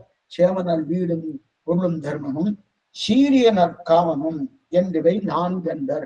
4 கண்ணனுக்கே ஆனது காமன்றது என்னன்றது அடுத்த வாரம் பார்த்தோம். ஆழ்வாரும் பெருமானார் ஜி. ஆச்சாரியன் விவேஷனம் பாகவதால் திருவடிகளே சரணம். இப்ப தெரிஞ்சு நீங்க என்ன தெரிஞ்சுட்டேன்னா, எம்பெருமானா ஒரு சன்னியாசி காமத்தை போய் ஆசைப்படுறனா, இந்த காமம் லௌகிக்க காமம் அல்ல, பிருஷ்ட காமத்தை ஆசைப்படுறோம். எல்லாரும் அதான் ஆசைப்படுறோம் அப்படின்னு தெரிஞ்சுட்டார். நாளை இதனும் காத்தல புது காலக்ஷேபம், ரகசிய கிரந்த காலக்ஷேபம் கொஞ்சம் தயார் பண்ணிட்டு வாங்குவோம். கொஞ்சம் நேரம் நல்லா ஒதுக்கிடுவோம். ஏன்னா கொஞ்சம் சமமா இருக்குன்னு நான் சொல்லல, சத்தையோடு கேட்டோம்னா சமமே இருக்காது. எல்லாம் திருமந்திர அர்த்தம். அந்த திருமந்திரத்துல 9 விதமான சம்பந்தங்கள் பகவானுக்கு நமக்கு இருக்கு. அந்த அதான் நவவித சம்பந்தம்னு பேரு. அதை கேட்கறதுனாலே நிறைய பேருக்கு இந்த சம்பந்தமே தெரியாது. அது அவசியம் தெரியும்படி பிரார்த்திக்கிறேன். அவசியம் வரும்படி. இப்ப ஏதாவது சந்தேகம் இருந்தா கேட்கலாம். ஆழ்வாரம் பெருமானார் ஜி திருவிழீஸ்வரன், ஆச்சாரியன் திருவிழீஸ்வரன், பகவத் ஆர்த்தி விடுவீஸ்வரன்.